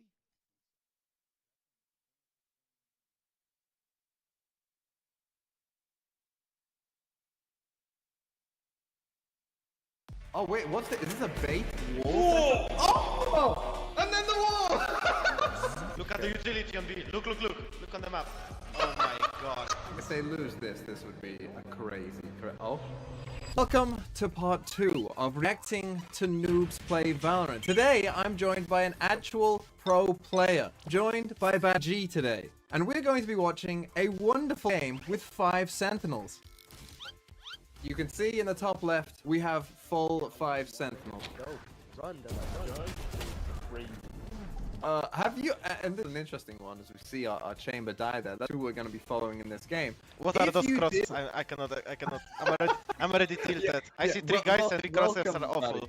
Welcome to low ranked gameplay. Yes, you won't be familiar with it. And you're going to see, like, in the last one that we did, of course, as well, there was plenty of, like, interesting voice comms of people getting tilted and, you know, people yelling at each other and just all sorts of things, you know, running guns, there you go. This mirror, he's lagging a little bit. It's also fun, like people with high sense, they're like a little bit stuttering aim, you know? Like, they're not smoothly moving your mouse, they're just like flicking or shaking, you know? Yeah. I mean, look at all the utility they can use on defense. How do you attack this? How do you not win, like, every round? I don't understand. Like, look at all the things on the map. There are traps everywhere. Look at B, there's like deadlock wall. Yeah. Cypher trap on every position in the camera, and they are waiting on camera the whole day. Sage will show at me. What do you do? I always hate this. This happens to me in ranked when you get chambers. Why is our chamber rotating? Why does our chamber like get set up and then always the one just rotating away? And the gap in the cage. Are they gonna lose round 3? Yep. With this many Sentinels? Why is Oxford only got a Spectre round 3?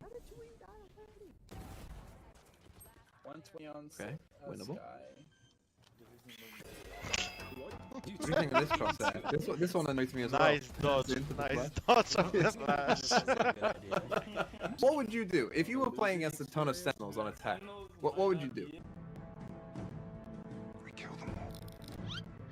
The most important is to like take space and try to destroy every piece of the utility at the beginning of the round, you know? And Sage cannot die like that in like 5 seconds of the round. We're just watching. I mean, this must be so tilting to be this chamber and just be like, look at all the things you've got on B. I mean, they don't even play of the utility because like like the barriers are not so aggressive. So as defender, right, you cannot put deep. Okay, questionable aim. Don't get on the aim, buddy. You won't have a good time if you're focusing on the aim. Okay, 4v3, winnable. Okay, I think he really wants to tip it there. He almost died. Bro, I'm almost sure that if he would be there in the hookah, he'll see him. Yeah, he has camera on A, but he still does it, and he's surprised. What? Jess, did you disconnect? Wait for me. Hold on, 2v2. In the flank, and the guy didn't kill him in the back. Oh! Nice! We won a round. I mean, if you go 5-0 down, I mean, you can hear that they are surprised that they won the round. So it's not good. Send them an FF after you get the first round. That's good. I always think that that's actually a winning strategy. See, it's the thing. You get in their head. They're gonna win this game now. Just from this comment they're gonna alone. get destroyed. Oh wait, what's it? Is this a bait? Oh! And then the wall! So back! Oh my god. I thought that they were gonna, you know, like we wall up and then our chamber is secretly there and you've heard the wall. But no. Thankfully he had TP there. If not, I'll be pissed. Oh my god. If he didn't have the TP set up, this would have been the greatest round of all time. This is our first good round, I would say. And it maybe got a bit lucky at the start. I'd say. Yeah, maybe got a bit lucky at the start with the collab. How much in an official is there? How much of this goes on? You mean writing to other people? Yeah, writing to the other team. Never? No. Not even if, like, say, you know, you hit the artist 1v3 against DRX, you wouldn't even... Nope. In ideal world, you don't even say nice shot, you know? Yeah. On screens, it happens that you write nice shot because when someone, like, flicked on you or anything, but usually you don't do it. Because it can give them the power, you know? Like, they can have the feeling that they are playing good, and it can give them some mental boost when you write to them. What do you think of picking up a TP there whilst we're in this corner? Okay, I guess... And the ulti got more back here. Ooh! Interesting ulti, actually. They had them pushing, he ulted pretty good. And the deadlock will yoink one of the players or not? No. Big time miss. Oh! Don't lose a 1v4. I always think when you... Satchel pick. What? I actually don't even know what rank we are. Can we tell? Be scared. I actually don't know. I think I'm scared. I think I don't want to know. Okay. You got spiked. There's no way they lose this, right? Nah, no. Where's Deadlock going? Oh my god. Oh no. Take your eyes off Spike? Why? Yeah, because we're both. Now they're both low. Maybe he has nade. Right. Idiots. If they lose this, this would be a crazy. Oh. Oh my god, I actually thought there was a chance there. Oh my close. Look at the utility on B. Look. Look on the map. Oh my god. Imagine attacking. It looks like big magazine. And the wall as well. Imagine going hookah right now. Honestly, you look at that map and I mean, for sure, I wouldn't enjoy playing entry as attacker, you know. No. And our I would say our chamber is quite antsy. You know. Wants to move around. See, one thing, Batty, I'm not sure if you know this, but you might know that this chamber character has like another gun that you can pull out when you miss an op shot. It's like that's part of the agent. You know, it's like that's kind of part of the agent. That you don't even need to pull out a classic. Like, I don't get it. Like, they saw you when a utility on A, and another time they're getting lurked on. Yeah, how do you get lurked on in this comp? I think that's, I'm aware that this is a question that I have absolutely no idea how to answer. I just wasted a res on someone. This is dumb. Oh, here we go. Hey, we got a setup that makes sense. We got a kill. Entry. I'm gonna leave with my setup. Whoa! Doesn't What even... is that? Whoa! He got one. Hacker